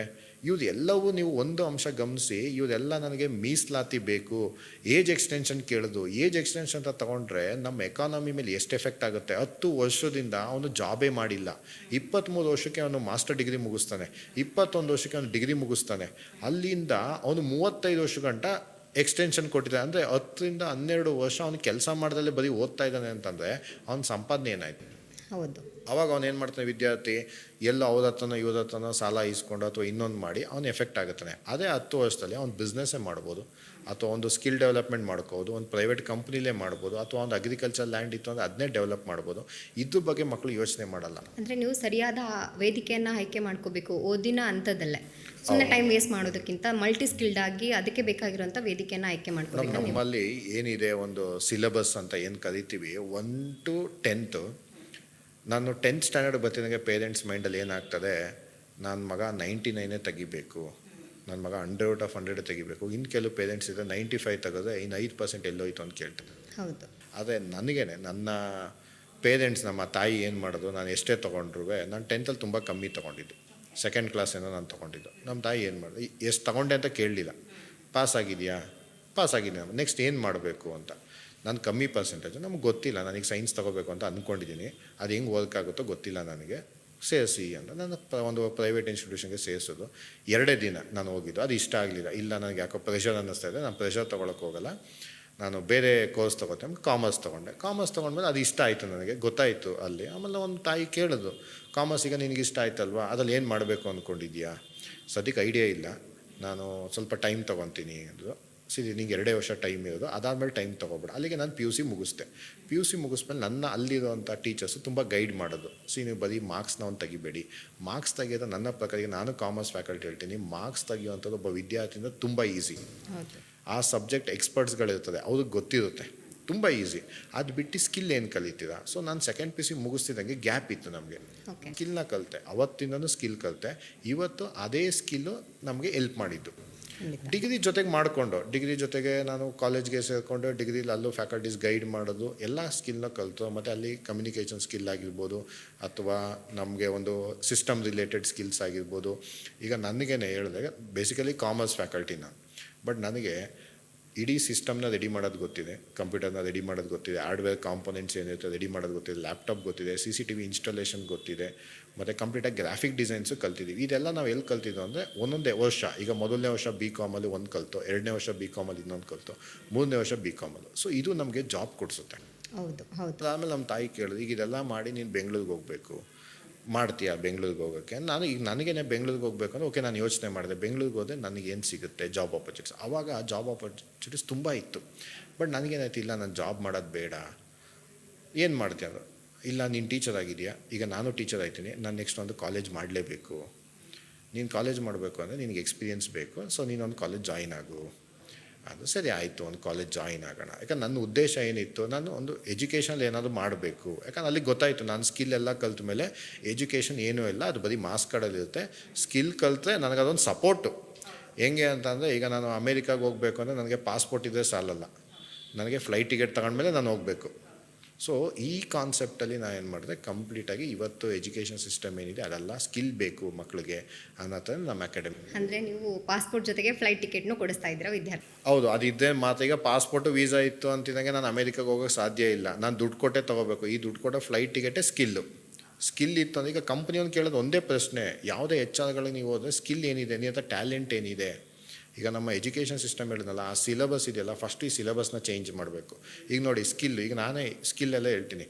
ಇದೇ ನಮ್ಮ ಡಿಗ್ರಿ ಸಿಲೆಬಸ್ಸು ಯಾವುದಾರ ಒಂದು ಸೆಮ್ಮಲ್ಲಿ ಒಂದೇ ಒಂದು ಸಬ್ಜೆಕ್ಟ್ನ ಪ್ರಾಕ್ಟಿಕಲ್ ಓರಿಯೆಂಟೆಡ್ ಸಬ್ಜೆಕ್ಟ್ ಕೊಟ್ಟಿದ್ದಾರ, ಒಂದು IT ರಿಲೇಟೆಡ್. ಈಗ ಇವತ್ತು AI ಅಂತಾರೆ, AI ಯಾರು ಕಲಿತಾನೆ? ಬರೀ ಒಬ್ಬ BCA student, MCA student. Sir ನಿಮ್ಮದು ಅದೇ ನಿಮ್ಮದು ಬ್ರೋಷರ್ಸಲ್ಲಿ ಇದೆ ಏನದು ಸೆಲ್ಫ್ ಎಂಪ್ಲಾಯ್ಮೆಂಟ್ನ ಅಥವಾ ಒಂದು ಸ್ವಉದ್ಯೋಗವನ್ನು ಮಾಡ್ಕೋಬೇಕು ಅಂತ ಹೇಳಿದ್ರೆ ಒಂದು ಏನದು ಪ್ರಾಯೋಗಿಕವಾಗಿ ಕಲಿಯೋದಕ್ಕೆ ಒಂದು ವೇದಿಕೆನ ನಾವು ಮಾಡ್ಕೊಡ್ತೀವಿ ಅಂತ, ಅದ್ರ ಬಗ್ಗೆ ಒಂಚೂರು ಏನಾದರೂ ಹೇಳ್ಬೋದಾ? ಮೇಡಮ್, ನಮ್ಮಲ್ಲಿ ಬಿಸ್ನೆಸ್ ಡೆವಲಪ್ಮೆಂಟ್ ಕೋರ್ಸಸ್ ಅಂತ ಹೇಳ್ತೀವಿ. ಬಿಸ್ನೆಸ್ ಡೆವಲಪ್ಮೆಂಟ್ ಅಂದರೆ ನೀನು ಹೊಸ ಬಿಸ್ನೆಸ್ ಮಾಡಬೇಕಾ, ಯಾವ ಥರ ಬಿಸ್ನೆಸ್ ಮಾಡಬೇಕು, ಏನಿದೆ ನಿಮ್ಮ ಇನ್ವೆಸ್ಟ್ಮೆಂಟ್ ಪಾರ್ಟು, ಎಲ್ಲಿ ಮಾಡಬೇಕು ಅಂತ ಅವ್ರ ಹತ್ರ ಡೀಟೇಲ್ಸ್ ತೊಗೋತೀವಿ. ಇದಾದಮೇಲೆ 2 ತಿಂಗಳು ಟೈಮ್ ತೊಗೋತೀವಿ. ನಮ್ಮ ಟೀಮ್ ಏನಿದೆ, ಎಕ್ಸ್ಪರ್ಟ್ ಟೀಮ್ಸ್ಗಳು, ಅವರು ಪ್ರತಿಯೊಂದು ರಿಸರ್ಚ್ ಮಾಡ್ತಾರೆ. ಈ ಲೊಕೇಶನಲ್ಲಿ ಆಗುತ್ತಾ, ಅಲ್ಲಿ ಕಸ್ಟಮರ್ಸ್ ಯಾರು, ಕ್ಲೈಂಟ್ಸ್ಗಳು ಯಾರು ಅಂತ ಈ ರಿಸರ್ಚ್ನ ಮಾಡಿ ಅವ್ರಿಗೆ ರಿಪೋರ್ಟ್ನ ಕೊಡ್ತೀವಿ ನಾವು. ಇದು ಇಲ್ಲ ಸರ್ ನಮಗೆ ಕ್ಲಾಸಸ್ ಬೇಕು, ನಾನು ಬಿಸ್ನೆಸ್ ಹೆಂಗೆ ಡೆವಲಪ್ ಮಾಡಬೇಕು ಅಂದರೆ, ನಮಗೆ ಮೋರ್ ದೆನ್ 100 ನಮಗೆ ಇದೆ ಬಿಸ್ನೆಸ್ ಮ್ಯಾನ್ಗಳು. ಸೊ ಇವ್ರದೆಲ್ಲ ಕಾಂಟ್ಯಾಕ್ಟ್ ತೊಗೊಂಡು ನಾವು ಸ್ಟೂಡೆಂಟ್ಸ್ನ ಅಲ್ಲಿ ಕಳಿಸ್ತೀವಿ ಆನ್ ಬೋರ್ಡು. ಅಂದರೆ ನಮ್ಮಲ್ಲಿ ಇರೋಲ್ಲ ಸ್ಟೂಡೆಂಟ್ಸು, ಆನ್ ಬೋರ್ಡ್ಗೆ ಹೋಗ್ತಾನೆ. ಈಗ ಒಂದು ಕೆಫೆ ಬಿಸ್ನೆಸ್ ಅಂತ ತೊಗೊಂಡ್ರೆ, ಒಂದು ಕೆಫೆಲೇ ನಮ್ಗೆ ಗೊತ್ತಿರೋಂಥ ಕೆಫೆಗಳಿಗೆ ಅವನ್ನ ಕೆಲಸ ಮಾಡಿಸ್ತೀವಿ. What ever this may be background, ಅವನು ರಿಚ್ ಫ್ಯಾಮಿಲಿಯಿಂದ ಬಂದಿದ್ದಾನೋ, ಪೊಲಿಟಿಷಿಯನ್ ಫ್ಯಾಮಿಲಿನೋ, ಬಡವನೋ ಶ್ರೀಮಂತ, ಇಲ್ಲಿ ಬರಲ್ಲ, ಇಲ್ಲಿ ಎಕ್ಸ್ಪೀರಿಯನ್ಸ್ ಮಾತ್ರ ಬರೋದು. ಅವ್ನು ಅಲ್ಲಿಗೆ ಕಳಿಸ್ತೀವಿ. ಹೇಳ್ತೀವಿ ಅದು ಸ್ಟೂಡೆಂಟ್ಗೆ, ನೀನು ಅಲ್ಲಿಗೆ ಹೋಗ್ಬೇಕಪ್ಪ, ನೀನು ಮಿನಿಮಮ್ 2 ರಿಂದ 3 ತಿಂಗಳಲ್ಲಿ ಕೆಲಸ ಮಾಡಬೇಕು. ಅವನು ನಮಗೆ ರಿಪೋರ್ಟ್, ಅಂದರೆ ಓನರ್, ಈಗ ನಮಗೆ ಓನರ್ಗೂ ಕಾಂಟ್ಯಾಕ್ಟ್ ಇರುತ್ತೆ, ನಾವು ಓನರ್ಗೆ ಪೇ ಮಾಡ್ತೀವಿ, ಅಲ್ಲಿ ಸಂಬಳ ಕೊಡಲ್ಲ. ಸ್ಟೂಡೆಂಟ್ ಏನು ನಮಗೆ ಪೇ ಮಾಡಿರ್ತಾರೆ, ನಾವು ಓನರ್ಗೆ ಕೊಡ್ತೀವಿ, ಅವನಿಗೆ ಕೆಲಸ ಕಲಿಸಿ ಅಂತ. ಈ ಓನರ್ಗಳು ಯಾರು ಅಂತಂದರೆ, ಇವ್ನು ನಾಳೆ ದಿವಸ ಕೆಫೆ ಓಪನ್ ಮಾಡಿದ್ರೆ ನನಗೆ ಡೌನ್ ಆಗುತ್ತೆ ಅನ್ನೋ ಓನರ್ ಅಲ್ಲ. ಅವರೆಲ್ಲ ನಮ್ಗೆ ಗೊತ್ತಿರೋಂಥ ಫ್ರೆಂಡ್ಸ್ಗಳಾಗಿರ್ತದೆ, ಅಥವಾ ನಮ್ಮ ಸೀನಿಯರ್ ಮೋಸ್ಟ್ಗಳ್ಸ್ ಆಗಿರ್ತದೆ, ಅಥವಾ ಮೈಸೂರೊಂದು ರೆಪ್ಯೂಟೆಡ್ ಬಿಸ್ನೆಸ್ಗಳಾಗಿರ್ತದೆ. ಇವರೆಲ್ಲ ಮೈಸೂರೊಂದು ಬಿಸ್ನೆಸ್ ಮಾಡಬೇಕು ಅಂತ ಬಂದಿರ್ತಾರೆ. ಪಕ್ಕದಲ್ಲಿ ಬಂತ, ಆಯಿತು ಬಪ್ಪ ಮಾಡು ನೀನುವೇ ಅನ್ನೋ ಇಂಟೆನ್ಷನ್ ಇರುತ್ತೆ. ಅಂದರೆ ಒಂದು ಗ್ರೋತ್, ಡೆವಲಪ್. ಈಗ ನಾನು ಬೆಳೀತೇನೆ, ನೀನು ಬೆಳಿ, ಅಲ್ಲಿ ನಿಂತ್ಕೊಂಡು ಕಾಲೆಳೆಯೋ ಅಂಥ ಉದ್ದೇಶ ಅವ್ರಿಗಿರಲ್ಲ. ಸೊ ಈ ಉದ್ದೇಶವನ್ನು ನಾವು ಜೊತೆಗೆ ಹಾಕೋಣ. ಆ್ಯಕ್ಚುಲ್ ಬಿಸ್ನೆಸ್ನ ಸ್ಟಾರ್ಟ್ ಮಾಡೋಕ್ಕೂ ಮುಂಚೆನೇ ಅದರಲ್ಲಿ ಕೈ ಸುಟ್ಕೋಬಾರ್ದು ಅನ್ನೋ ಕಾರಣಕ್ಕೋಸ್ಕರ ಒಂದು ಎಕ್ಸಿಸ್ಟಿಂಗ್ ಬಿಸ್ನೆಸ್ ಜೊತೆಗೆ ಅವರಿಗೆ ಟ್ರೈನ್ ಅಪ್ ಮಾಡಿಸೋ ಕೆಲಸ ಮಾಡಿ. ಎಕ್ಸಿಸ್ಟಿಂಗ್ ಬಿಸ್ನೆಸ್ ಅವ್ನಿಗೆ ಎಕ್ಸ್ಪೀರಿಯನ್ಸ್ ಇತ್ತು ಅಂದರೆ ಮಾತ್ರ ಬಿಸ್ನೆಸ್ಸು. ಮತ್ತು ಇನ್ನೊಂದು, ನಾನು ಸ್ಕಿಲ್ ಜೊತೆಗೆ ಮಕ್ಳಿಗೆ ಇನ್ನೊಂದು ಹೇಳ್ತೀನಿ. ನನ್ನ ಆಫೀಸಲ್ಲಿ ಒಂದೇ ರೂಫಲ್ಲಿ ಯಾಕೆಲ್ಲ ಸಿಗುತ್ತೆ ಅಂದರೆ, ನೀವು ಸ್ಕಿಲ್ ಕಲ್ತು ಕಂಪ್ನಿಗೆ ಹೋಗ್ತೀರಾ, ಯಾವ ಕಂಪ್ನಿಗೆ ಹೋಗ್ತೀರಾ ಅದು ಇಂಪಾರ್ಟೆಂಟು, ಅಥವಾ ಸ್ಕಿಲ್ ಕಲ್ತು ನೀನು ಸ್ವಂತ ವರ್ಕ್ ಮಾಡಬೇಕಾ, ಅದಕ್ಕೂ ದಾರಿ ತೋರಿಸ್ತೀವಿ. ಈಗ ಒಂದು ಹಾರ್ಡ್ವೇರ್ ನೆಟ್ವರ್ಕಿಂಗ್ ಅಂತ ಇದೆ. ಹಾರ್ಡ್ವೇರ್ ನೆಟ್ವರ್ಕಿಂಗ್ ಅಂತ ನಾವು ಹೇಳೋದು ಮಕ್ಕಳಿಗೆ, ಬೇರೆ ಕಡೆ ಕೆಲಸ ಮಾಡಬೇಡಿ, ನೀವೇ ಒಂದು ಆಫೀಸ್ ಓಪನ್ ಮಾಡಿ ಹಾರ್ಡ್ವೇರ್ ನೆಟ್ವರ್ಕಿಂಗ್, ಅಥವಾ ನೀವೇ ಒಂದು ಸಿಸ್ಟಮ್ಸ್ಗಳನ್ನ ಯಾವ ಥರ ಏನು ಮಾಡೋದು, ಒಂದು ಕ್ಲೈಂಟ್ಸ್ಗಳನ್ನ ಕೊಡಿ. ನಾವು ಒಂದು 2-3 ಜನ ಕ್ಲೈಂಟ್ಸ್ಗಳನ್ನ ಮಿನಿಮಮ್ ಕೊಡ್ತೀವಿ. ಸೊ ಆವಾಗ ಬಿಸ್ನೆಸ್ ಅಂತ ಬಂದಾಗ ಏನಾಗುತ್ತೆ, ಬಿಸ್ನೆಸ್ ಮಾಡ್ತೀರಾ, ಭಾರತ ದೇಶದಲ್ಲಿ ಬಿಸ್ನೆಸ್ ಆಪರ್ಚುನಿಟೀಸ್ ತುಂಬ ಇದೆ. ಆದರೆ ಮಕ್ಕಳಲ್ಲಿ ಏನಾಗುತ್ತೆ ಅಂದರೆ ಪೇಷನ್ಸ್ ಇಲ್ಲ. ಒಂದು ಬಿಸ್ನೆಸ್ ಬೆಳಿಬೇಕಾದ್ರೆ ಇಂಡಿಯಾದಲ್ಲಿ ಮಿನಿಮಮ್ 2 to 3 years ಬೇಕೇ ಬೇಕು. 2 to 3 years ಬೇಕೇ ಬೇಕು. ಆ ಪೇಷನ್ಸ್ ಇರಲ್ಲ. ಇವತ್ತು ನಾನು ದುಡ್ಡು ಹಾಕಿದ್ದೀನಿ ಅಂದರೆ ನಾಳೆನೇ ಎತ್ಕೋಬೇಕು ಅಂತ ಎಕ್ಸ್ಪೆಕ್ಟ್ ಮಾಡ್ತಾರೆ, ನಾಳೆನೇ ಎತ್ಕೋಬೇಕು ಅಂತ ಹೇಳ್ತಾರೆ. ನಾಳೆನೇ ಎತ್ಕೊಳ್ಳೋಕ್ಕಾಗಲ್ಲ, ಅಥವಾ ಒಂದು ವರ್ಷದಲ್ಲಿ ಎತ್ಕೊಳ್ಳೋಕ್ಕಾಗಲ್ಲ. ಆ ಬಿಸ್ನೆಸ್ನ ಫಸ್ಟು ಪಬ್ಲಿಸಿಟಿ ಮಾಡಬೇಕು, ಮಾರ್ಕೆಟಿಗೆ ಗೊತ್ತಾಗಬೇಕು ಏನಿದೆ ಅಂತ. ಸೊ ಇಲ್ಲಿ ಇನ್ನೊಂದು ಮಾರ್ಕೆಟ್ ಅಂತ ಬಂದಾಗ ಏನಾಗುತ್ತೆ, ಈ ಮಾರ್ಕೆಟಿಂಗ್ ಸ್ಟ್ರಾಟಜಿ ಅರ್ಥ ಮಾಡ್ಕೊಳ್ಳಲ್ಲ. ನಮ್ಮ ಇಂಡಿಯನ್ ಮಾರ್ಕೆಟಿಂಗ್ ಸ್ಟ್ರಾಟಜಿ ಇದೆಯಲ್ಲ, ತುಂಬ ಫ್ಲಕ್ಚುಯೇಟಿಂಗು. ಅದಕ್ಕೆ ತುಂಬ MNC ಕಂಪ್ನಿಗಳು ಇಂಡಿಯಾದೊಳಗಡೆ ಬರಬೇಕಾದ್ರೆ ತುಂಬ ಎದುರ್ಕೋತಾರೆ. ಇನ್ವೆಸ್ಟ್ ಮಾಡೋಕ್ಕಾದ್ರೆ ದುಡ್ಡಿಲ್ಲ ಅಂತ ತುಂಬ ಎದುರ್ಕೊತಾರೆ. ಯಾಕೆ ಎದುರ್ಕೋತಾರೆ ಅಂತಂದರೆ, ನಮ್ಮ ದೇಶದಲ್ಲಿರುವಂಥ ಕ್ಯಾಸ್ಟು, ಕಸ್ಟಮ್ಮು, ರಿಲಿಜಿಯನ್ನು ಇದಿಷ್ಟು ಅವ್ರಿಗೆ ಎಫೆಕ್ಟ್ ಆಗ್ತದೆ. ಸೊ ಆವಾಗ ಬಿಸ್ನೆಸ್ ಸೆಕ್ಟರ್ಗೆ ಏನಾಗುತ್ತೆ, ಬಿಸ್ನೆಸ್ಗೆ ಇದು ಯಾವುದೂ ಬರಲ್ಲ. ಸರ್, ಒಂದು ನಾನು ಕೇಳ್ಪಟ್ಟೆ, ಬೇರೆ ಎಲ್ಲ ಅಕಾಡೆಮಿಗಳಿಗಿಂತ ನಿಮ್ಮ ಕಾಂಪಿಟೆನ್ಸ್ ಅಕಾಡೆಮಿಯಲ್ಲಿ ಫೀಸ್ ಸ್ಟ್ರಕ್ಚರ್ ಜಾಸ್ತಿ ಇದೆ ಅಂತ. ಏನಕ್ಕೆ ಆ ಥರ ಫೀಸ್ ಸ್ಟ್ರಕ್ಚರ್ ಜಾಸ್ತಿ ಇದೆ ಅಂತ ನಿಮ್ಮ? ಮೇಡಮ್ ಅದು ತುಂಬ ಪೇರೆಂಟ್ಸ್ ಹೇಳ್ತಾರೆ. ನಾನು ಫೀಸು ಫಿಕ್ಸ್ ಮಾಡಬೇಕಾದ್ರೆ ಮೈಸೂರು ಡಿಸ್ಟಿಕ್ನಲ್ಲಿ ಒಂದು ರಿಸರ್ಚ್ ಮಾಡಿದೆ, ಎಷ್ಟು ಯಾರು ಪೇ ಮಾಡ್ಬೋದು ಎಲ್ಲ ಅಂತ. ಸೊ ಅದೆಲ್ಲ ರಿಸರ್ಚ್ ಮಾಡ್ಬೇಕಾದ್ರೆ ನನಗನ್ಸಿದ್ದು ಇಷ್ಟು ಫಿಕ್ಸ್ ಮಾಡಿದ್ದೀನಿ ನಾನು ಅಂತ. ಇದನ್ನು ನಾನು ಯಾವುದೇ ನಾನು ಇನ್ವೆಸ್ಟ್ ಮಾಡಿದ್ದೀನಿ, ಅದಕ್ಕೆ ನಾನು ಫೀಸ್ ಎತ್ಕೋಬೇಕು ಅಂತಲ್ಲ. ನಮ್ಮಲ್ಲಿರುವಂಥ ಎಕ್ಸ್ಪರ್ಟ್ಸ್ಗಳಿಗೆ, ಆ ಸಬ್ಜೆಕ್ಟ್ ಎಕ್ಸ್ಪರ್ಟ್ಸು, ಆ ಸ್ಕಿಲ್ ಎಕ್ಸ್ಪರ್ಟ್ಸ್ಗಳಿರ್ತದೆ. ಸೊ ಇವ್ರಿಗೆ ನಾವು ಆಲ್ಮೋಸ್ಟ್ 80% ಆಫ್ ದ ಫೀಸ್ನ ಪೇ ಮಾಡ್ತೀವಿ. ಅಂದರೆ ಅಲ್ಲಿಗೆ ನಮ್ಮ ಸಂಸ್ಥೆಗೆ ಉಳ್ಕೊಳ್ಳೋದೇ 20%. ಕೆಲವು ಪೇರೆಂಟ್ಸ್ ಕೇಳ್ತಾರೆ, ಸರ್ ಬಿಸ್ನೆಸ್ ನೀವು ಎಜುಕೇಷನ್ನ ಬಿಸ್ನೆಸ್ ಮಾಡ್ಕೊಬಿಟ್ಟಿದ್ದೀರಾ, ಅದಕ್ಕೆ ನಿಮ್ಮದು ಫೀಸ್ ಜಾಸ್ತಿ ಅಂತ. ನಾನು ಆ ಪೇರೆಂಟ್ಸ್ಗೆ ಅಲ್ಲೇ ತೋರಿಸ್ತೀವಿ, ನಂದು ಆಫೀಸಲ್ಲಿ ಎಲ್ಲವೂ ಟ್ರಾನ್ಸ್ಪರೆನ್ಸಿ. ನನ್ನ ಎಲ್ಲ 21 ಜನ ಫ್ಯಾಕಲ್ಟೀಸ್ಗೂ ನನ್ನ ಆಫೀಸಲ್ಲಿ ಏನು ನಡೀತದೆ, ಎಷ್ಟು ಅಡ್ಮಿಷನು, ಎಷ್ಟು ಫೀಸ್ ಕಟ್ಟಿದ್ದಾರೆ, ಅದ್ರಲ್ಲಿ ನಮ್ಮದು ಎಷ್ಟು ಎಕ್ಸ್ಪೆನ್ಸಸ್ಸು, ಏನೆಂದಕ್ಕೆ ಪೇ ಮಾಡ್ತೀವಿ, ಇದು ಎಲ್ಲವೂ ಗೊತ್ತಿದೆ. ಈವನ್ ನಾವು ಪೇರೆಂಟ್ಸ್ಗೂ ಅದನ್ನ ಡಿಸ್ಕ್ಲೋಸ್ ಮಾಡ್ತೀವಿ. ನಮ್ಮ ಸ್ಟೂಡೆಂಟ್ಸ್ ಯಾರು, ಎಷ್ಟು ಫೀಸ್ ಕಟ್ಟಿರ್ತದೆ, ನಾವೇನೋ ಕನ್ಸೆಷನ್ ಕೊಟ್ಟಿದ್ದೀವ, ಇಷ್ಟು ಕೊಡ್ತೀವಿ. ಸೊ ನಾನೇ ಓಪನಾಗಿ ಹೇಳ್ಕೊಬೇಕು ಅಂದರೆ ಇಡೀ ಮೈಸೂರು ಡಿಸ್ಟಿಕಲ್ಲಿ ನನ್ನದೇ ಫೀಸ್ ಜಾಸ್ತಿ. ಯಾಕೆ ಅಂತಂದರೆ ನಾನು ನಮ್ಮ ಸ್ಟಾಫ್ಗೆ ಅಷ್ಟೇ ಪೇ ಮಾಡ್ತೀನಿ, ನಮ್ಮ ಟೀಚರ್ಸ್ಗೆ ಅಷ್ಟೇ. ಬಿಕಾಸ್ ಟೀಚಿಂಗ್ ಪ್ರೊಫೆಷನ್ ಅಂತಂದರೆ it is not a low paid profession, it is a high paid profession. ಅದು ಯಾವತ್ತೂ ಕಮ್ಮಿ ಆಗಬಾರ್ದು. ಕೆಲವು ಇನ್ಸ್ಟಿಟ್ಯೂಷನ್ಸ್ಗಳು ಕಮ್ಮಿ, ಅವ್ರು ಕಮ್ಮಿ ಇಸ್ಕೊತ ಕಮ್ಮಿ ಕೊಡ್ತಾರೆ. ನಾನು ಜಾಸ್ತಿ ಇಸ್ಕೊತೀನಿ, ಜಾಸ್ತಿ ಕೊಡ್ತೀನಿ. ಯಾಕಂದರೆ ಅದು ತಕ್ಕನಂಗೆ ಹೇಳ್ಕೊಡ್ತಾರೆ. ನನಗೀಗ ಸಬ್ಜೆಕ್ಟ್ ಎಕ್ಸ್ಪರ್ಟ್ ಬೇಕು. ಎಕ್ಸ್ಪರ್ಟ್ ಅಂತ ನನಗೆ ಎಕ್ಸ್ಪೀರಿಯನ್ಸ್ ಅಲ್ಲ, ಜೂನಿಯರ್ಸ್ ಆಗಿರ್ಬೋದು, ಸೀನಿಯರ್ಸ್. ಈಗ ನಾನು ಎಷ್ಟೋ ವಿದ್ಯಾರ್ಥಿಗಳನ್ನ ನಾನು ಅಪಾಯಿಂಟ್ ಮಾಡ್ಕೊಂಡಿದ್ದೀನಿ, ನನಗೆ ಬೇಕು ಸ್ಟಾಫು MCOM MBA ಮಾಡಿರೋದು ಅಂತ. ಸೊ ಇವ್ರಿಗೆಲ್ಲ ಸಮಾನವಾಗಿ ಪೇ ಮಾಡ್ತೀನಿ. ಮತ್ತು ಇಲ್ಲಿ ಡಿಫ್ರೆನ್ಷಿಯೇಟ್ ಮಾಡೋಕ್ಕೋಗಲ್ಲ, ಈ ಸಬ್ಜೆಕ್ಟ್ ಇಷ್ಟು ಕೊಡಬೇಕು. ಈಗ ಸೈನ್ಸ್ ಸಬ್ಜೆಕ್ಟು ಜಾಸ್ತಿ, ಕಾಮರ್ಸ್ ಸಬ್ಜೆಕ್ಟ್ ಕಮ್ಮಿ, ಆರ್ಟ್ಸ್ ಸಬ್ಜೆಕ್ಟ್ ಕಮ್ಮಿ, ಇದೆಲ್ಲ ಇಲ್ಲ. ಎಲ್ಲ ಸಬ್ಜೆಕ್ಟ್ಗೂ ನಾನು ಅವ್ರು ಏನು ಪರ್ ಸ್ಟೂಡೆಂಟ್ ಅಂತ ಇರುತ್ತೆ, ಕೆಲವು ಆಫರ್ ಮಾಡ್ಕೊಂಡಿರ್ತಾರೆ ಪರ್ ಸ್ಟೂಡೆಂಟ್ ಅಂತ. ಎಲ್ಲರಿಗೂ ಒಂದೇ ಥರ ಫೀ ಸ್ಟ್ರಕ್ಚರ್. ಈಗ ನನ್ನಲ್ಲೇ ನಾವು ಹೇಳ್ಕೊಬೇಕು ಅಂದರೆ ಒಂದು ಸಬ್ಜೆಕ್ಟ್ಗೆ ನಾನು 15,000 ಚಾರ್ಜ್ ಮಾಡ್ತೀನಿ. ಸೈನ್ಸ್ ಅದು 15,000, ಕಾಮರ್ಸ್ ಅದು 15,000. ಸೊ ಫ್ಯಾಕಲ್ಟೀಸ್ಗೆ ನಾವು ಜಾಸ್ತಿ ಪೇ ಮಾಡ್ತೀವಿ. ಅದರಿಂದ ನಂದು ಫೀಸ್ ಸ್ಟ್ರಕ್ಚರ್. ಅದನ್ನು ನಾವು ಪೂರ್ತಿ ಯಾವತ್ತೂ ಪೇರೆಂಟ್ಸ್ ಹತ್ರ ಈಸ್ಕೊಳ್ಳಲ್ಲ. ಫಸ್ಟು 50% ನಾವು ಈಸ್ಕೊಳ್ಳೋದು. ಆ 50% ಪೇರೆಂಟ್ಸ್ಗೆ ನಾನು ಬರೀ ಒಂದೇ ವೀಕ್ ಟೈಮ್ ಕೊಡೋದು. ಆ 1 ವೀಕಲ್ಲಿ ನೀವು ನೋಡಿ ನಮ್ಮ ಕ್ವಾಲಿಟಿ ಹೆಂಗಿದೆ ಒಳಗಡೆ. ಫಸ್ಟು ಡೀಟೇಲ್ಸ್ ತೊಗೊಳ್ಳಿ, ಟೀಚರ್ಸ್ ಯಾರ್ಯಾರು, ಕ್ವಾಲಿಟಿ ಯಾರು, ಮತ್ತು ಟೀಚರ್ಸ್ದು ಕ್ವಾಲಿಫಿಕೇಷನ್ ಏನು, ಅವ್ರು ಎಲ್ಲೆಲ್ಲಿ ಪಾಠ ಮಾಡಿರ್ತಾರೆ. ಸೊ ಈ ಥರ. ಇನ್ನು ರಿಸಲ್ಟ್ ಓರಿಯೆಂಟೆಡ್ ಬಂತು ಅಂದರೆ ನಾವೀಗ ಕುವೆಂಪು ನಗರಕ್ಕೆ ಬಂದು ಒಂದು 6 ಮಂತ್ಸ್ ಆಗಿದೆ. 5 to 6 ಮಂತ್ಸ್ ಆದ್ದರಿಂದ ನಮಗೆ ಕೆಲವು ಬ್ಯಾಚ್ಗಳು ಆಲ್ರೆಡಿ ಈಗ 50+ ಸ್ಟೂಡೆಂಟ್ಸ್ನ ನಾವು ಕಾಮರ್ಸ್ ಸ್ಟೂಡೆಂಟ್, ಎಸ್ಪೆಷಲಿ ಜಾಸ್ತಿ ನಮಗೆ ಬರೋದು ಕಾಮರ್ಸ್ ಸ್ಟೂಡೆಂಟ್ಸು. ಕಾಮರ್ಸ್ ಸ್ಟೂಡೆಂಟ್ನ ಪ್ಲೇಸ್ ಮಾಡಿಸಿದ್ವಿ ಎಲ್ಲಿ, ಆಡಿಟರ್ಸ್ ಹತ್ರ. ನಮಗೆ ಒಂದು 5-6 ಜನ ಆಡಿಟರ್ಸ್ಗಳು ಕಾಂಟ್ಯಾಕ್ಟ್ಸ್ ಇದ್ದಾವೆ. ಸೊ ಅದನ್ನ ಟೈಅಪ್ ಮಾಡ್ಕೊಂಡಿದ್ದೀವಿ ನಾವು. ಅವ್ರ ಹತ್ರ ಪ್ಲೇಸ್ ಮಾಡಿಸಿ ಮತ್ತು ಕೆಲವು ಕಂಪ್ನಿಗಳಿಗೆ ಕಳಿಸಿದ್ವಿ. ಬಟ್ ನಾವೇ ತುಂಬ ಇಶ್ಯೂ ಫೇಸ್ ಮಾಡ್ತಾ ಇರೋದು ಅಂತ ಅಂದರೆ ವಿದ್ಯಾರ್ಥಿಗಳು ಬೆಂಗಳೂರಿಗೆ ಹೋಗಲ್ಲ, ಅಥವಾ ಹೈದ್ರಾಬಾದೋ ಚೆನ್ನೈಗೋ ಎಲ್ಲೋ ಹೋಗಿ ನಿಮ್ಗೆ ಆಪರ್ಚುನಿಟೀಸ್ ಇದೆ. ಮೈಸೂರು ಕಂಪನೀಸ್ಗಳು ಕಮ್ಮಿ. ಇವ್ದು ಎಲ್ಲರಿಗೂ ನಾವು ಅಲ್ಲಿ ತಕ್ಕನಂಗೆ ಟ್ರೈನ್ ಮಾಡಬೇಕು ಅಂದರೆ ಆ ಥರ ಸಬ್ಜೆಕ್ಟ್ ಎಕ್ಸ್ಪರ್ಟ್ಸನ್ನ ನಾನು ತೊಗೊಬೇಕು. ಸೊ ದಟ್ ನೀವು ಫೀಸ್ ತಗೊಂಡು ವಿದ್ಯಾರ್ಥಿನ ಒಳಗೆ ತಗೊಳ್ಳೋದಷ್ಟೇ ಅಲ್ಲ, ಅವ್ರನ್ನ ಕೆಲಸಕ್ಕೆ ಕಳಿಸೋ ತನಕ ನೀವು ಅವ್ರ ಜೊತೆಗೆ ಇರ್ತೀರ. ಕೆಲಸಕ್ಕೆ ಕಳ್ಸೋ ಗಂಟನು ಮತ್ತು 1 ತಿಂಗಳು 2 ತಿಂಗಳು ಅದೇನು ಕರೆಕ್ಟಾಗಿ ಕೆಲಸ ಮಾಡ್ತಿದ್ದೋ ಇಲ್ವೋ ಅಂತ ನೋಡ್ತೀವಿ. ಅಲ್ಲೇನಾದರೂ ಡೌನ್ ಆಯಿತು ಅವನು ಸಡನ್ನಾಗಿ. ಕೆಲವು ಸತಿ ಏನಾಗಿರುತ್ತೆ, ಸ್ಟೂಡೆಂಟು ನಮ್ಮಲ್ಲಿ ತುಂಬ ಚೆನ್ನಾಗಿ ಕಲ್ತಿರ್ತದೆ, ಎಲ್ಲ ಟೆಸ್ಟ್ ಗಿಸ್ಟ್ ಎಲ್ಲ ಕೊಟ್ಟಾಗ ರೆಗ್ಯುಲರ್ ಟೆಸ್ಟ್ ಎಲ್ಲ ನಾವು ಮಾಡ್ತೀವಿ, ಅದೆಲ್ಲ ಕೊಟ್ಟಾಗ ಚೆನ್ನಾಗಿ ಮಾಡ್ತೀವಿ. ಅಲ್ಲೋದಾಗ ಏನಾಗುತ್ತೆ, ಅಥವಾ ಒಂದು ಸ್ಟ್ರೆಸ್ಗೋ, ಅದಕ್ಕೆ ನಾವು ಆನ್ ಬೋರ್ಡ್ಗೆ ಹೋದಾಗ ತುಂಬ ಸ್ಟ್ರೆಸ್ ಇರ್ತದೆ, ಕೆಲವು ಕೆಲಸಗಳಲ್ಲಿ ಸ್ಟ್ರೆಸ್ ಇರ್ತದೆ. ಈಗೆಲ್ಲ ನೋಡಿ, ಈಗ ಏಪ್ರಿಲಿಂದ ಆಡಿಟಿಂಗ್ ಟೈಮು, ಆಡಿಟರ್ಸ್ಗೆಲ್ಲ ತುಂಬ ಸ್ಟ್ರೆಸ್ಸಲ್ಲಿ ಇರ್ತದೆ ಆಡಿಟರ್ಸ್ಗಳು. ಅವಾಗ ಪ್ರೆಷರ್ ಒಂದು 4-5 ತಿಂಗಳಾದ್ಮೇಲೆ ಪ್ರೆಷರ್ ಕಮ್ಮಿ ಆಗುತ್ತೆ. ಆವಾಗ ಏನಾಗುತ್ತೆ, ಸ್ಟೂಡೆಂಟ್ ಸ್ವಲ್ಪ ವೀಕ್ ಆಗೋ ಚಾನ್ಸಸ್ ಇರ್ತದೆ. ಆವಾಗ ನಮ್ಗೆ ಹೇಳ್ತಾರೆ ನಮ್ಮ ಆಡಿಟರ್ಸ್ಗಳು, ಹಿಂಗಿದೆ ಸರ್, ಸ್ವಲ್ಪ ವೀಕ್ ಆಗ್ತದೆ, ಸ್ವಲ್ಪ ಪುಷಪ್ ಮಾಡಿ ಅಂತ. ನಾವು ಮತ್ತೆ ಸ್ಟೂಡೆಂಟ್ನ ಬ್ಯಾಕ್ವರ್ಡ್ ಮಾಡ್ಕೊತೀವಿ. ಸೊ ಮತ್ತೆ ಅವನ್ನ ಕಳಿಸಿ ಇಲ್ಲಿ ಏನೇನು ಟ್ರೈನಿಂಗ್ ಕೊಡಬೇಕು ಮತ್ತೆ ಎಕ್ಸ್ಟ್ರಾ ಆ ಥರ ಮಾಡ್ತೀವಿ. ಯಾಕಂದ್ರೆ ನಾವು ಟೆಸ್ಟಿಂಗ್ ಮಾಡ್ತೀವಿ ಆನ್ ಬೋರ್ಡ್ ಕಳಿಸ್ದಾಗ ಹೆಂಗಿರುತ್ತೆ. ಯಾಕಂದರೆ ಬೇಕಾಗಿದ್ದು ನನಗೆ ಅಲ್ಟಿಮೇಟ್ಲಿ ಆನ್ ಬೋರ್ಡಲ್ಲಿ ಕೆಲಸ ಮಾಡೋದು. ಅಲ್ಲಿ ಕಳಿಸಿ ಅನ್ನೋ ವೀಕ್ ಆಯಿತು ಅಂತಂದರೆ ಮತ್ತೆ ಟ್ರೈನ್ ಮಾಡ್ತೀವಿ. ಅದಕ್ಕೆ ನಾವು ಯಾವುದೇ ಕಾರಣಕ್ಕೂ ಚಾರ್ಜ್ ಮಾಡೋಕ್ಕೆ ಹೋಗಲ್ಲ. ಸರ್, ಇಂಥ ಕ್ವಾಲಿಟಿ ಎಜುಕೇಷನ್ನ ಪಡ್ಕೊಳ್ಳೋಕ್ಕೆ ಸಾಧ್ಯವಾಗೋದು ಬಹುತೇಕ ನಗರ ಪ್ರದೇಶದಲ್ಲಿರೋರು ಮತ್ತು ಒಂದಷ್ಟು ರಿಚ್ ಫ್ಯಾಮಿಲಿ ಅಂತ ಅಂದ್ಕೊಳ್ಳೋರು. ಸೊ ಬಟ್ ಗ್ರಾಮೀಣ ಭಾಗದಲ್ಲಿ ಬರುವಂಥ ವಿದ್ಯಾರ್ಥಿಗಳಿಗೂ ಈ ಥರದೊಂದು ಕನಸಿರುತ್ತೆ, ನನಗೂ ಈ ಥರದೊಂದು ಎಜುಕೇಷನ್ ಬೇಕು, ಈ ಥರದೊಂದು ಸರ್ವಿಸ್ ಬೇಕು, ಕೋರ್ಸ್ ಬೇಕು ಅಂತ ಹೇಳಿ. ಆ ಥರ ಗ್ರಾಮೀಣ ಭಾಗದಲ್ಲಿ ಬರುವಂಥವ್ರಿಗೆ ಏನಾದರೂ ವಿಶೇಷವಾಗಿ ನಿಮ್ಮ ಹತ್ರ ಏನಾದರೂ ಸೌಲಭ್ಯಗಳು ಸಿಗುತ್ತಾ ಅಂತ? ಮೇಡಮ್, ನಮ್ಮಲ್ಲಿ ಏನಾಗುತ್ತೆ, ನಾನೀಗ ಸಂಸ್ಥೆ ನಡೆಸಬೇಕಾದ್ರೆ ನಮ್ಮದೇ ಆದ ಸರ್ಟನ್ ಎಕ್ಸ್ಪೆನ್ಸಸ್ಗಳಿರ್ತವೆ. ನನಗೆ ಮೇಜರ್ ಎಕ್ಸ್ಪೆನ್ಸಸ್ಸೇ ನಮ್ಮ ಸ್ಟಾಫ್ ಪೇ ಮಾಡೋದು. ಅದು ಬಿಟ್ಟರೆ ನಾವು ರೆಂಟ್ ಪೇ ಮಾಡ್ತೀವಿ, ಇನ್ನೆಲ್ಲ ಸೆಟಪ್ ಮಾಡಿ ಇಟ್ಟಿರ್ತೀವಿ. ಬಟ್ ನಮ್ಮ ಕೈಲಿ ಎಷ್ಟು ಸಹಾಯ ಆಗುತ್ತೆ ನಾವು ಅಷ್ಟು ಮಾಡ್ತೀವಿ. ಅದರಲ್ಲಿ ಯಾವ ಥರ ಅಂತಂದರೆ, ಈಗ 10 ಜನ ನಮ್ಮದಲ್ಲಿ ಬ್ಯಾಚ್ ತುಂಬ ಲಿಮಿಟ್ ಮಾಡಿಬಿಟ್ಟಿದ್ದೀವಿ ನಾವು. ಕೆಲವು ಕೋರ್ಸ್ಗಳಿಗೆ 5 ಜನ. ಈಗ ಪ್ರೊಫೆಷನಲ್ ಕೋರ್ಸ್ ಬಂತು ಅಂದರೆ ಬರೀ 5 ಜನಕ್ಕೆ ಮಾತ್ರ ಬ್ಯಾಚ್ ಮಾಡಿರ್ತೀವಿ. ಇನ್ನು ಟೆಕ್ನಿಕಲ್ ಕೋರ್ಸ್ ಬಂತು ಅಂದರೆ ಒಂದು ಬ್ಯಾಚಲ್ಲಿ ಬರೀ 10 ಜನ ಇರ್ತದೆ ಮ್ಯಾಕ್ಸಿಮಮ್. ಇವನ್ ನಾವು 1,00,000 ಕೊಡ್ತೀವಿ ನಾವು ತೊಗೊಳ್ಳಲ್ಲ. ಇಲ್ಲಿ ಲಿಮಿಟ್ ಮಾಡಿದಾಗ 10 ಜನಕ್ಕೆ 1 ಜನಕ್ಕೆ ನಾವು ಫ್ರೀ ಮಾಡ್ತೀವಿ. ಒಬ್ಬ ವಿದ್ಯಾರ್ಥಿಗೆ ನಾವು ಫುಲ್ ಫ್ರೀ ಮಾಡಿಬಿಡ್ತೀವಿ. ಆ ವಿದ್ಯಾರ್ಥಿ ಯಾರು ಅಂತಂದರೆ ಹಿಂಗೆ ನಮಗೆ ಗೊತ್ತಿರೋಂಥ ಟೀಚಿಂಗಲ್ಲಿ ರೆಫರೆನ್ಸಿಂದ ಅಥವಾ ಗ್ರಾಮೀಣ ಭಾಗದಿಂದ ಅಥವಾ ಒಳ್ಳೆ ಪರ್ಸೆಂಟೇಜ್ ಇದ್ದು ಆಮೇಲೆ ಓದ್ಸೋಕ್ಕಾಗ್ತಿಲ್ಲ ಅಂತಂದಾಗ ಆ ವಿದ್ಯಾರ್ಥಿನ ಕರೆಸಿ ಅವನು ಬ್ಯಾಕ್ಗ್ರೌಂಡ್ ಚೆಕ್ ಮಾಡ್ತೀವಿ. ಮತ್ತು ಬ್ಯಾಕ್ಗ್ರೌಂಡ್ ಚೆಕ್ ಮಾಡಿದಾಗ ನಾನು 50% 60% ತೊಗೊಂಡಿದ್ದೀನಿ ಡಿಗ್ರಿಲಿ, ನನಗೆ ಓದೋಕ್ಕಾಗ್ತಿಲ್ಲ, ಈ ಥರ ಅಲ್ಲೂ ಚೆಕ್ ಮಾಡ್ತೀವಿ ನಾವು. ಬರೀ 90 ತೊಗೊಂಡೋದ್ರೆ ನಾನು ತೊಗೊಬೇಕು ಅಂತಲ್ಲ, ಇವನು ಯಾಕೆ ಓದಿಲ್ಲ, ಏನಾಗ್ತಿದೆ, ಇವನು ಫ್ಯಾಮಿಲಿ ಬ್ಯಾಕ್ಗ್ರೌಂಡ್ ಹೆಂಗಿದೆ, ತುಂಬ ವೀಕ್ ಇದ್ದಾರಾ ಇಲ್ವಾ ಅಂತ ಇದೆಲ್ಲವೂ ನಮ್ಮ ಒಬ್ಬ ಟೀಮಲ್ಲಿ ಕಳಿಸಿ ಚೆಕ್ ಮಾಡಿಸಿ ಆ ವಿದ್ಯಾರ್ಥಿಗೆ ಫುಲ್ ಒಂದು ಕೋರ್ಸ್ ಅವ್ನಿಗೆ ಏನು ಬೇಕೋ ಅದನ್ನ ಫ್ರೀ ಮಾಡ್ತೀವಿ. ನಮ್ಮ ಕೈಲಾಗಿದ್ದು ಎಷ್ಟು ಸಹಾಯ ನಾವು ಮಾಡ್ಬೋದು. ಇದು ಬಿಟ್ಟು ನಮಗೆ ಕೆಲವು ಬಿಸ್ನೆಸ್ ಮೆನ್ಗಳು ಪರಿಚಯ ಇದ್ದಾರೆ. ನಾವು ಆ ಬಿಸ್ನೆಸ್ ಮ್ಯಾನ್ಗಳಂತಂದ್ರೆ ಈಗ ರಿಯಲ್ ಎಸ್ಟೇಟ್ ಬಿಸ್ನೆಸ್ ಮ್ಯಾನ್ಗಳಾಗಿರ್ಬೋದು, ಅಥವಾ ಒಂದು ಫೈನಾನ್ಸ್ ಮಾಡೋವಂಥದ್ದಾಗಿರ್ಬೋದು, ಅಥವಾ ಕೆಲವು ಇನ್ವೆಸ್ಟರ್ಸ್ ಆಗಿರ್ಬೋದು, ಅಥವಾ ಕೆಲವು ಶೋರೂಮ್ಸ್ಗಳಾಗಿರ್ಬೋದು. ಇವರೆಲ್ಲ ಏನು ಮಾಡ್ತಾರೆ, ಒಂದು ಎಜುಕೇಷನ್ ಸೆಕ್ಟರ್ಗೆ ಏನೋ ಮಾಡಬೇಕು ಶರತ್, ಸೊ ನೋಡೋಣ ಏನೋ ಮಾಡಿ ಅಂತಂದು. ಸರಿ ಸರ್ ನೀವೇನು ಮಾಡ್ತೀರಾ ಮಾಡಿ ಅಂತ. ಸೊ ಅವ್ರಿಗೆಲ್ಲ ಏನಂದರೆ, ಈಗ ನೀವು ಆಲ್ರೆಡಿ ಇನ್ವೆಸ್ಟ್ ಮಾಡೆಲ್ಲ ಮಾಡ್ತೀರಾ, ನಮ್ಮ ಕಡೆಯಿಂದ ಒಬ್ಬ ವಿದ್ಯಾರ್ಥಿಗೆ ಏನಾದರೂ ನಾನು ಇನ್ವೆಸ್ಟ್ ಮಾಡೋಕ್ಕೆ ರೆಡಿ ಇದ್ದೀನಿ, ಎಜುಕೇಷನ್ ಮೇಲೆ ನಾನು ಇನ್ವೆಸ್ಟ್ ಮಾಡೋಕ್ಕೆ ರೆಡಿ ಇದ್ದೀನಿ.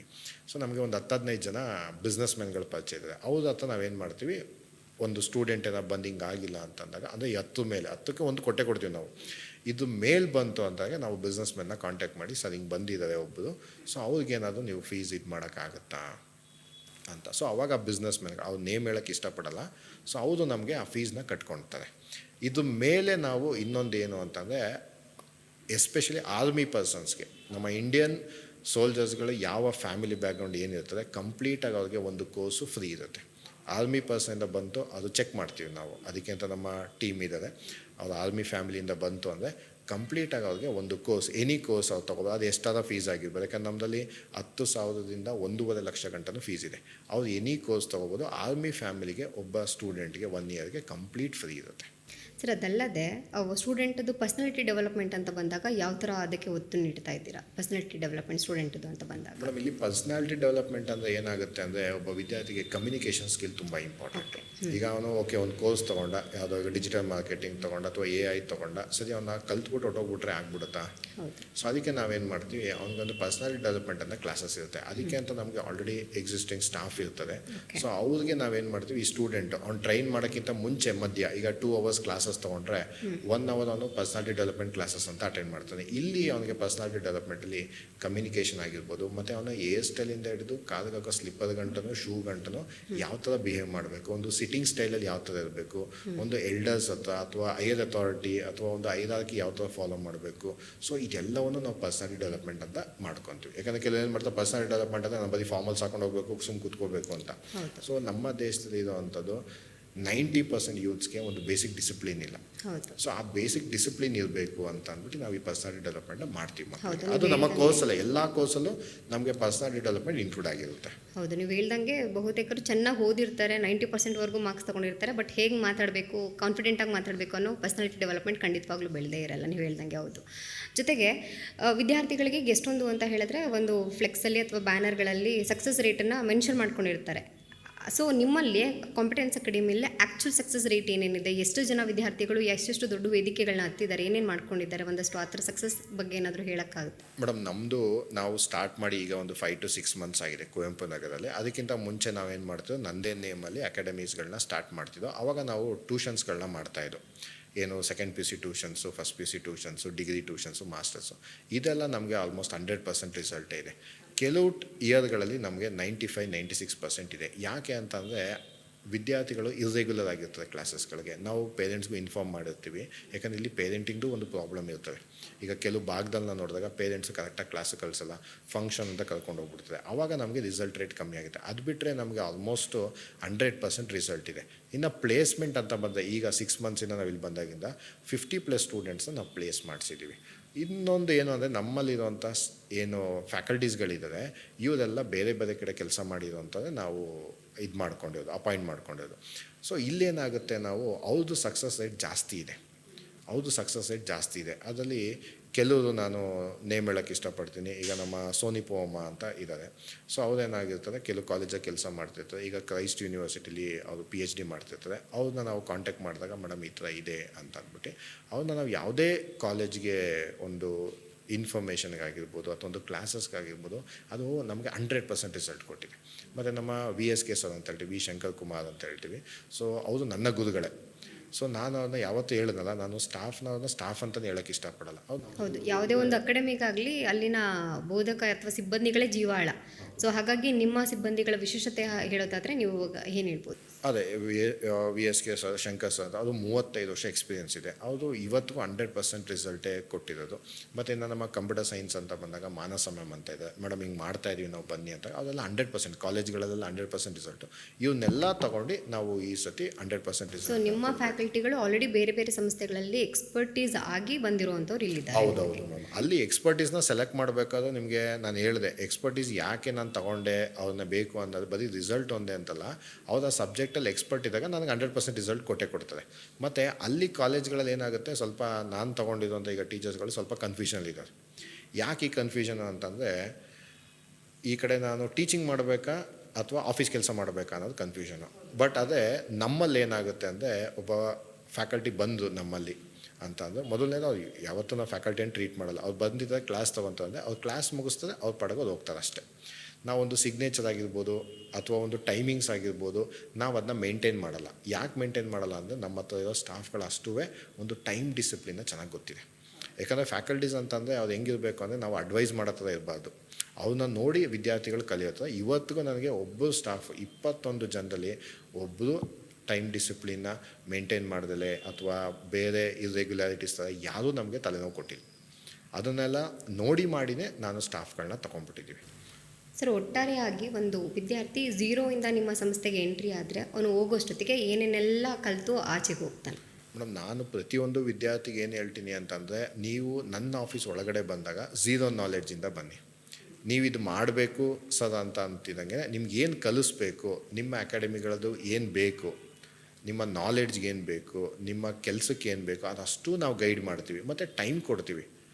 ಟೈಮ್ ತಗೋ, ವಿಚಾರಿಸು, ಏನಿರುತ್ತೆ ಮಾರ್ಕೆಟಲ್ಲಿ, ಹೆಂಗಿದೆ ಟ್ರೆಂಡು, ಇವತ್ತು ಕೆಲಸಕ್ಕೆ ಹೋಗ್ಬೇಕಾ ಅಥವಾ ಬಿಸ್ನೆಸ್ ಮಾಡಬೇಕಾ, ನಿನ್ನ ಫ್ಯಾಮಿಲಿ ಬ್ಯಾಕ್ಗ್ರೌಂಡನ್ನ ಬಿಟ್ಬಿಡು. ನೀನೇನು ಮಾಡ್ತೀಯ ಅದನ್ನು ನೋಡು ಫಸ್ಟು. ಫ್ಯಾಮಿಲಿ ರಿಚ್ ಆಗಿರ್ಬೋದು, ಪೂರ್ ಆಗಿರ್ಬೋದು, ಮಿಡಲ್ ಕ್ಲಾಸ್, ಅದು ಮ್ಯಾಟ್ರೇ ಆಗಲ್ಲ ಯಾವತ್ತೂ. ಅದು ಒಬ್ಬ ವಿದ್ಯಾರ್ಥಿ ಮೇಲೆ ಅದು ಯಾವತ್ತೂ ಪರಿಣಾಮ ಬೀಳಲ್ಲ. ಅವ್ನಿಗೆ ಎಜುಕೇಷನ್ ಕೊಡಿಸಿರ್ತದೆ, ಕೊಡಿಸಿಲ್ಲ ಅಂದು ಗೌರ್ಮೆಂಟ್ ಸ್ಕೂಲ್ಸ್ ಕಾಲೇಜಸ್ಗಿದೆ, ಗೌರ್ಮೆಂಟ್ ಎಜುಕೇಷನ್ ಕೊಡುತ್ತೆ, ಎಲ್ಲವೂ ಇದೆ. ಅಥವಾ ನೀನು ಪ್ರೈವೇಟ್ಗೆ ಹೋಗ್ತೀಯಾ, ಪ್ರೈವೇಟಲ್ಲೂ ಎಜುಕೇಷನ್ ಕೊಡುತ್ತೆ, ಎಲ್ಲವೂ ಇರುತ್ತೆ. ಬಟ್ ಅದು ಮುಂದೆ ನೀವೇನು ಮಾಡ್ತೀಯಾ ಅನ್ನೋದ್ರ ಬಗ್ಗೆ ನಾವು ಗೈಡ್ ಮಾಡ್ತೀವಿ. ಸರ್, ಒಟ್ಟಾರೆ ಫೈನಲ್ಗೆ ಕೊನೆ ಪ್ರಶ್ನೆ ಇದು ನಿಮಗೆ. ಈಗ ಎಷ್ಟೊಂದು ಅಕಾಡೆಮಿಗಳಿದ್ದಾವೆ, ಆ ಎಲ್ಲ ವಿದ್ಯಾರ್ಥಿಗಳನ್ನ ಒಂದು ಕಡೆ ಹಾಕಿದ್ರೆ ನಿಮ್ಮ ಕಾಂಪಿಟೆನ್ಸ್ ಅಕಾಡೆಮಿಯಿಂದ ಹೊರಗಡೆ ಹೋಗುವಂಥ ವಿದ್ಯಾರ್ಥಿಗಳು ಹೇಗೆ ವಿಭಿನ್ನವಾಗಿ ಕಾಣಿಸ್ತಾನೆ? ಮ್ಯಾಮ್, ನಮ್ಮ ಅಕಾಡೆಮಿ ವಿದ್ಯಾರ್ಥಿಗಳು ಖಂಡಿತ ತುಂಬ ವಿಭಿನ್ನವಾಗಿರ್ತದೆ. ಯಾಕೆ ಅಂದರೆ, ಮೊದಲನೇದು ಕಾನ್ಫಿಡೆನ್ಸ್ ಬಿಲ್ಡ್ ಮಾಡಿರ್ತೀವಿ. ಅದು ಕಾನ್ಫಿಡೆನ್ಸ್ ಹೆಂಗೆ ಅಂತ, ನಾನೊಂದು ಮುಂದೆ ಒಬ್ಬರ ಹತ್ರ ನಿಂತ್ಕೊಳ್ಳೋದಾಗಿರ್ಬೋದು, ಅಥವಾ ಅವನು ಕಮ್ಯುನಿಕೇಷನ್ ಆಗಿರ್ಬೋದು, ಅಥವಾ ಒಂದು ಲೀಡರ್ಶಿಪ್ ಕ್ವಾಲಿಟಿ ಆಗಿರ್ಬೋದು, ಸ್ಕಿಲ್ ಓರಿಯೆಂಟೆಡ್ ಆಗಿರ್ಬೋದು, ಎಲ್ಲವೂ ನಾವು ಹೇಳ್ಕೊಡೋದ್ರಿಂದ ಬೇರೆಯವ್ರಿಗಿಂತ ವಿಭಿನ್ನ. ಆ ವಿಭಿನ್ನವಾಗಿ ಬಿಸ್ನೆಸ್ ಒಂದು ಎಕ್ಸಾಂಪಲ್ ತೊಗೊಳ್ಳೋದಾದರೆ, ಈಗ ಒಂದೇ ಮರದ 2 ತೆಂಗಿನಕಾಯಿನ ತೊಗೊಂಬರ್ತೀವಿ. ಒಂದೇ ಮರದ 2 ತೆಂಗಿನಕಾಯಿ ತೊಗೊಬಂದಾಗ ಸೇಲ್ ಮಾಡೋಕ್ಕೆ ಅಂತ ಕೊಟ್ಟಾಗ, ಈಗ ಬೇರೆ ವಿದ್ಯಾರ್ಥಿ ಅಥವಾ ನಮ್ಮ ವಿದ್ಯಾರ್ಥಿ, ಬೇರೆ ವಿದ್ಯಾರ್ಥಿ ಏನು ಮಾಡ್ತಾನೆ, 20 ರೂಪಾಯಿಗೆ ತೆಂಗಿನಕಾಯಿ ತೊಗೊಬಂದಿರ್ತಾನೆ, ಅದನ್ನ ಮಾರ್ಕೆಟಲ್ಲಿ ಹಂಗೆ 20 ರೂಪಾಯಿಗೆ ಸೇಲ್ ಮಾಡ್ತಾನೆ. ನಮ್ಮ ವಿದ್ಯಾರ್ಥಿ ಏನು ಮಾಡ್ತಾನೆ, ಅದೇ 20 ರೂಪಾಯಿಗೆ ತೆಂಗಿನಕಾಯಿ ತೊಗೊಬಂದು ಆ ತೆಂಗಿನಕಾಯಿಗೆ ಒಂದು ಕವರ್ ಹಾಕ್ತಾನೆ, ಒಂದು ಬಾಕ್ಸ್ ಮಾಡ್ತಾನೆ. ಸೊ ಇದಕ್ಕೂ ಅವನು ಸೇಲ್ ಮಾಡ್ತಾನೆ ಮತ್ತು ಇವನು ಸೇಲ್ ಮಾಡ್ತಾನೆ. ಇಬ್ಬರು 20 ರೂಪಾಯಿಗೆ ತಂದಿದ್ದು ತೆಂಗಿನಕಾಯಿನ, ಬಟ್ ಇವನು 40 ರೂಪಾಯಿಗೆ ಸೇಲ್ ಮಾಡ್ದ, ನಮ್ಮನ್ನು 50 ರೂಪಾಯಿಗೆ ಸೇಲ್ ಮಾಡ್ದ. ಯಾಕೆ ಅಂದರೆ, 40 ರೂಪಾಯಿ ಕೊಡೋದು ಬಾಕ್ಸ್ ಎಲ್ಲ ಇದೆಯಲ್ಲ, ಏನಿದು ಸ್ವಲ್ಪ ಡಿಫ್ರೆಂಟ್ ಆಗಿರ್ಬೋದಲ್ವಾ ಅಂತ ನೋಡ್ತಾರೆ. 10 ರೂಪಾಯಿ ಜಾಸ್ತಿ ಅಲ್ಲ, ನಾನು ಇದೇ ತೊಗೊತೀನಿ 50 ರೂಪಾಯಿಗೆ ಅಂತ. ಈ ಯೂನಿಕ್ನೆಸ್ನ ನಾವು ಕಲಿಸ್ತೀವಿ. ಸರ್, ನಿಮ್ಮ ಕಾಂಪಿಟೆನ್ಸ್ ಅಕಾಡೆಮಿಗೆ ಕಾಂಪಿಟೆನ್ಸ್ ಅಕಾಡೆಮಿ ಅಂತಲೇ ಯಾಕೆ ಹೆಸರನ್ನು ಇಟ್ಟಿದ್ದು? ಮೇಡಮ್, ನಮ್ಮಲ್ಲಿ ಮೊದಲನೇದು, ನಾನು ಮುಂಚೆ 2016ರಲ್ಲಿ ಸ್ಟಾರ್ಟ್ ಮಾಡಬೇಕಾದ್ರೆ ನನ್ನ ಹೆಸರಲ್ಲೇ ಸ್ಟಾರ್ಟ್ ಮಾಡ್ತಿದ್ದೆ. ನನ್ನ ಹೆಸರಲ್ಲಿ ಯಾಕೆ ಸ್ಟಾರ್ಟ್ ಮಾಡ್ತಿದ್ದೆ, ಅವಾಗ ತುಂಬ ಟ್ಯೂಷನ್ಸ್ಗಳಿತ್ತು. ಆವಾಗ ನೋಡಿದೆ ಏನು ಹೆಸರು ಇಡಬೇಕು ಅಂತ. ಫಸ್ಟು ದೇವ್ರ ಹೆಸರು ಇಡೋಣ ಅಂತಂದೆ. ಸೊ ದೇವ್ರ ಹೆಸರು ಆಡದೆ, ನಾನು ಒಂದು ಜಾತಿಗೆ ಮಾತ್ರ ಅಥವಾ ಒಂದು ಧರ್ಮಕ್ಕೆ ಮಾತ್ರ ಮಾಡ್ತೀನಿ ಶಿಕ್ಷಣ. ಸೊ ಶಿಕ್ಷಣ ಯಾವತ್ತೂ ನನ್ನ ತಾಯಿ ಏನು ಹೇಳ್ತಿದ್ದು, ಒಂದೇ ಧರ್ಮಕ್ಕೆ ಸೀಮಿತವಾದಲ್ಲ, ಒಂದು ಬೇರೆ ನೇಮ್ ಇಟ್ಬಿಡು ಅಂತ ಅಂದು. ಸರಿ, ನಾನೇನು ಮಾಡಿದೆ, ನಂದೇ ಹೆಸರು ಇಟ್ಬಿಡೋಣ ಅಂದ್ಬಿಟ್ಟು ಎಲ್ಲ ನಂದು ಬಂದು ಶರತ್ ಎಚ್ ವಿ ಅಂತ ಫುಲ್ ನೇಮು. ಅದನ್ನೇನು ಮಾಡಿದೆ, SHV ಅಂತ ಇಟ್ಟೆ ಸ್ಟಾರ್ಟಿಂಗು. ಅದಾದಮೇಲೆ SHV ನೇಮ್ ಬೇಡ, ಒಂದು ಸ್ವಲ್ಪ ಚೇಂಜ್ ಮಾಡೋಣ, ಯಾಕಂದರೆ ಇವತ್ತು ಕಾಂಪಿಟೇಟಿವ್ ವರ್ಲ್ಡ್ ಇರುತ್ತೆ ಅಂತ ಅಂದ್ಬಿಟ್ಟು ನಮ್ಮ ಸ್ಟಾಫ್ ಹತ್ರ ಎಲ್ಲ ಡಿಸ್ಕಸ್ ಮಾಡಬೇಕಾದ್ರೆ ನಮ್ಮ ಸೋನಿ ಮ್ಯಾಮು ಅಷ್ಟೊತ್ತಿಗಾಗಲೇ ನಮ್ಮ ಜೊತೆಗೆ ಬಂದಿದ್ದು. ಮ್ಯಾಮ್, ಒಂದು ನೇಮ್ ಹುಡ್ಕೋಣ ಏನಾದರೂ ಅಂತ ಅಂದಾಗ, ಆವಾಗ ಸರ್ ಕಾಂಪಿಟೇಟಿವ್ ವರ್ಲ್ಡ್ ಇದೆ, ಅದನ್ನು ಆ ಕಾಂಪಿಟೇಟಿವ್ ವರ್ಲ್ಡ್ ಅನ್ನೋದು ತೊಗೊಂಡು ಕಾಂಪಿಟೆನ್ಸ್ ಅಕಾಡೆಮಿ ಅಂತ ಇಟ್ಬಿಡೋಣ ಅಂತ ಡಿಸ್ಕಸ್ ಮಾಡಿ. ಯಾಕೆಂದರೆ ಇವತ್ತಿಗೂ ನಾನು ಏನೇ ಕೆಲಸ ಮಾಡಬೇಕಾದ್ರೂ ಅಥವಾ ನನ್ನ ಅಕಾಡೆಮಿಲಿ ಏನೇ ಡಿಸಿಷನ್ ಮಾಡಬೇಕಾದ್ರೂ ನಾನು ಇಡೀ ಸ್ಟಾಫ್ನ ಕೇಳ್ತೀನಿ. ಒಬ್ಬನ ಅಪಾಯಿಂಟ್ ಮಾಡ್ಕೋಬೇಕಾದ್ರೆ ಹೊಸೊಬ್ಬನ ತೊಗೊತಾ ಇದ್ದೀವಿ ನಾವು ಹಿಂಗೆ ಟೀಚ್ ಮಾಡೋಕ್ಕೆ ಈ ಸಬ್ಜೆಕ್ಟು ಅವನ್ನ ತೊಗೊಬೋದಾ, ಏನೇ ಡಿಸಿಷನ್ಸ್ ಒಂದು ಟೈಅಪ್ ಆಗಿರ್ಬೋದು, ನನ್ನ ಸ್ಟಾಫ್ ಹತ್ರ ಡಿಸ್ಕಸ್ ಮಾಡಿದ್ದು. ಯಾಕಂದರೆ ನಾನು I may be a right, I may be a wrong. So ಒಂದು ಸಜೆಷನ್ ತೊಗೊಳಾಗ ನಮಗೆ ರೈಟ್ ಆಗ್ತೀವಿ ಅನ್ನೋದಕ್ಕೆ. ಸೊ ಬರೀ ನಿಮ್ಮದು ಬರೀ ಅಕಾಡೆಮಿ ಎಲ್ಲ ಒಂದು ಕುಟುಂಬ. ಹೌದು, ನಮ್ಮದು ಒಂದು ಫ್ಯಾಮಿಲಿ ಅಂತಲೇ ಹೇಳ್ಬೋದು, ಒಂದು ಕುಟುಂಬದ ಥರನೇ ಇದ್ದೀವಿ. ಏನೇ ಡಿಸ್ಕಷನ್ಸ್ ಆಗಿರ್ಬೋದು, ಫೈನಾನ್ಷಿಯಲ್ ಮ್ಯಾಟ್ರ್ ಆಗಿರ್ಬೋದು, ಎಲ್ಲವೂ ಡಿಸ್ಕಸ್ ಮಾಡೋದು. ಆ ಥರ ಡಿಸ್ಕಸ್ ಮಾಡಬೇಕಾದ್ರೆ ಈ ನೇಮ್ ಇಡೋಣ ಅಂತ ಫೈನಲ್ ಮಾಡೋದು. ಸೊ ಇದಕ್ಕೆ ಓಕೆ ಮಾಡಿದ್ದು ನಮ್ಮ ಇನ್ನೊಬ್ಬರು ಡೈರೆಕ್ಟರ್ ಇದೆ, ಮಾನಸ ಮೇಡಮ್ ಅಂತ. ಮೇಡಮ್ ಈ ಥರ ಒಂದು ಅಕಾಡೆಮಿ ಮಾಡ್ತಾಯಿದ್ದೀವಿ, ಹಿಂಗಿದೆ ನಮ್ಮದು, ಸೊ ನಮ್ಮ ಜೊತೆಗೆ ನೀವು ಕೈ ಜೋಡಿಸ್ತೀರ ಅಂತಂದಾಗ ಸೊ ಅವರು ನಮ್ಮ ಜೊತೆಗೆ ಕೈ ಜೋಡಿಸಿದ್ರು. ಸೊ ಫಸ್ಟು ನಾನು, ಮಾನಸ ಮೇಡಮ್ ಮತ್ತು ಸೋನಿಮಾ 3 ಜನ ಡಿಸೈಡ್ ಮಾಡಿ ಇದೆಲ್ಲ ಓಕೆ ಮಾಡಿ ಆಮೇಲೆ ನಾವು ಕುವೆಂಪು ನಗರಕ್ಕೆ ಬಂದಿದ್ದು. ಒಟ್ಟಾರೆಯಾಗಿ ಈಗ ಅಕಾಡೆಮಿಗಳನ್ನ ಸರ್ಚ್ ಮಾಡ್ತಿರೋವಂಥ ಪೋಷಕರು ಅಥವಾ ವಿದ್ಯಾರ್ಥಿಗಳಿಗೆ ನಿಮ್ಮ ಕಾಂಪಿಟೆನ್ಸ್ ಅಕಾಡೆಮಿಗೆ ಫೈನಲ್ ಆಗಿ ಏನು ಹೇಳೋಕ್ಕೆ ಇಷ್ಟಪಡ್ತೀರಾ? ನಾನು ಪ್ರತಿಯೊಂದು ಪೇರೆಂಟ್ಸ್ಗೆ ಏನು ಹೇಳೋಕ್ಕೆ ಇಷ್ಟಪಡ್ತೀನಿ ಅಂದರೆ, ನನ್ನದೇ ಅಕಾಡೆಮಿ ಅಂತಲ್ಲ, ನೀವು ಯಾವುದೇ ಅಕಾಡೆಮಿಗೆ ಹೋದು ಫಸ್ಟು ಅಲ್ಲಿ ಒಳಗಡೆ ಹೋಗಿ ಓನರ್ ಯಾರು ಅಂತ ತಿಳ್ಕೊಳ್ಳಿ, ಲೈಸೆನ್ಸ್ ಏನು, ಸೇಫ್ಟಿ ಸೆಕ್ಯೂರಿಟಿ ಇದೆಯಾ, ಅಥವಾ ಒಂದು CCTV ಇದೆಯಾ, ನಿಮ್ಮ ಮಕ್ಕಳಿಗೆ ಯಾರು ಹೇಳ್ಕೊಡ್ತಾ ಇದ್ದಾರೆ, ಅದು ಮುಂದೆ ಎಷ್ಟು ಬೆನಿಫಿಟ್ ಆಗುತ್ತೆ, ಇಷ್ಟನ್ನು ತಿಳ್ಕೊಂಡು ಟೈಮ್ ತೊಗೊಂಡು ಆಮೇಲೆ ಸೇರಿಸಿ. ಸುಮ್ಮನೆ ಸೇರ್ಸೋಕ್ಕೆ ಹೋಗಬೇಡಿ. ಮತ್ತು ಒಂದು ಸ್ಕೂಲ್ಸು ಕಾಲೇಜ್ ಥರ ಅಲ್ಲ ಅಕಾಡೆಮಿಗಳು, ಕಂಪ್ಲೀಟಾಗಿ ಅದು ಯುನೀಕ್ ಆಗಿರ್ತವೆ. ಆ ಡೀಟೇಲ್ಸ್ನ ತಗೊಂಡು ಒಳಗಡೆ ಚೆಕ್ ಮಾಡಿ, ಬ್ಯಾಕ್ಗ್ರೌಂಡ್ ಚೆಕ್ ಮಾಡಿ ಆಮೇಲೆ ಸೇರಿಸಿ. ಸುಮ್ಮನೆ ಸೇರ್ಸೋಕ್ಕೆ ಹೋಗ್ಬೇಡಿ, ಸುಮ್ಮನೆ ಫೀಸ್ ಕಟ್ಟೋಕ್ಕೆ ಹೋಗ್ಬೇಡಿ ಅಂತ ಹೇಳೋಕ್ಕೆ ಇಷ್ಟಪಡ್ತೀನಿ. ಇತ್ತೀಚಿನ ಬಂಡವಾಳಶಾಹಿಗಳ ಮಾರ್ಕೆಟಿಂಗ್ ಅಬ್ಬರಗಳ ನಡುವೆ ವಿದ್ಯಾರ್ಥಿಗಳ ಭವಿಷ್ಯವನ್ನು ಕಟ್ಟಬೇಕು ಅಂತ ಹೇಳಿ ಸ್ಥಾಪನೆಗೊಂಡಿರೋ ಕಾಂಪಿಟೆನ್ಸ್ ಅಕಾಡೆಮಿ ಮತ್ತು ಅದರ ಸ್ಥಾಪಕರ ಜೊತೆಗೆ ಇಷ್ಟೊತ್ತು ಮಾತಾಡಿದ್ದಾಯಿತು. ಮತ್ತಷ್ಟು ಪಾಡ್ಕಾಸ್ಟ್ಗಳಿಗಾಗಿ ಪ್ರಜಾನುಡಿ ಡಿಜಿಟಲನ್ನು ನೋಡ್ತಾ ಇರಿ. ನಮಸ್ಕಾರ.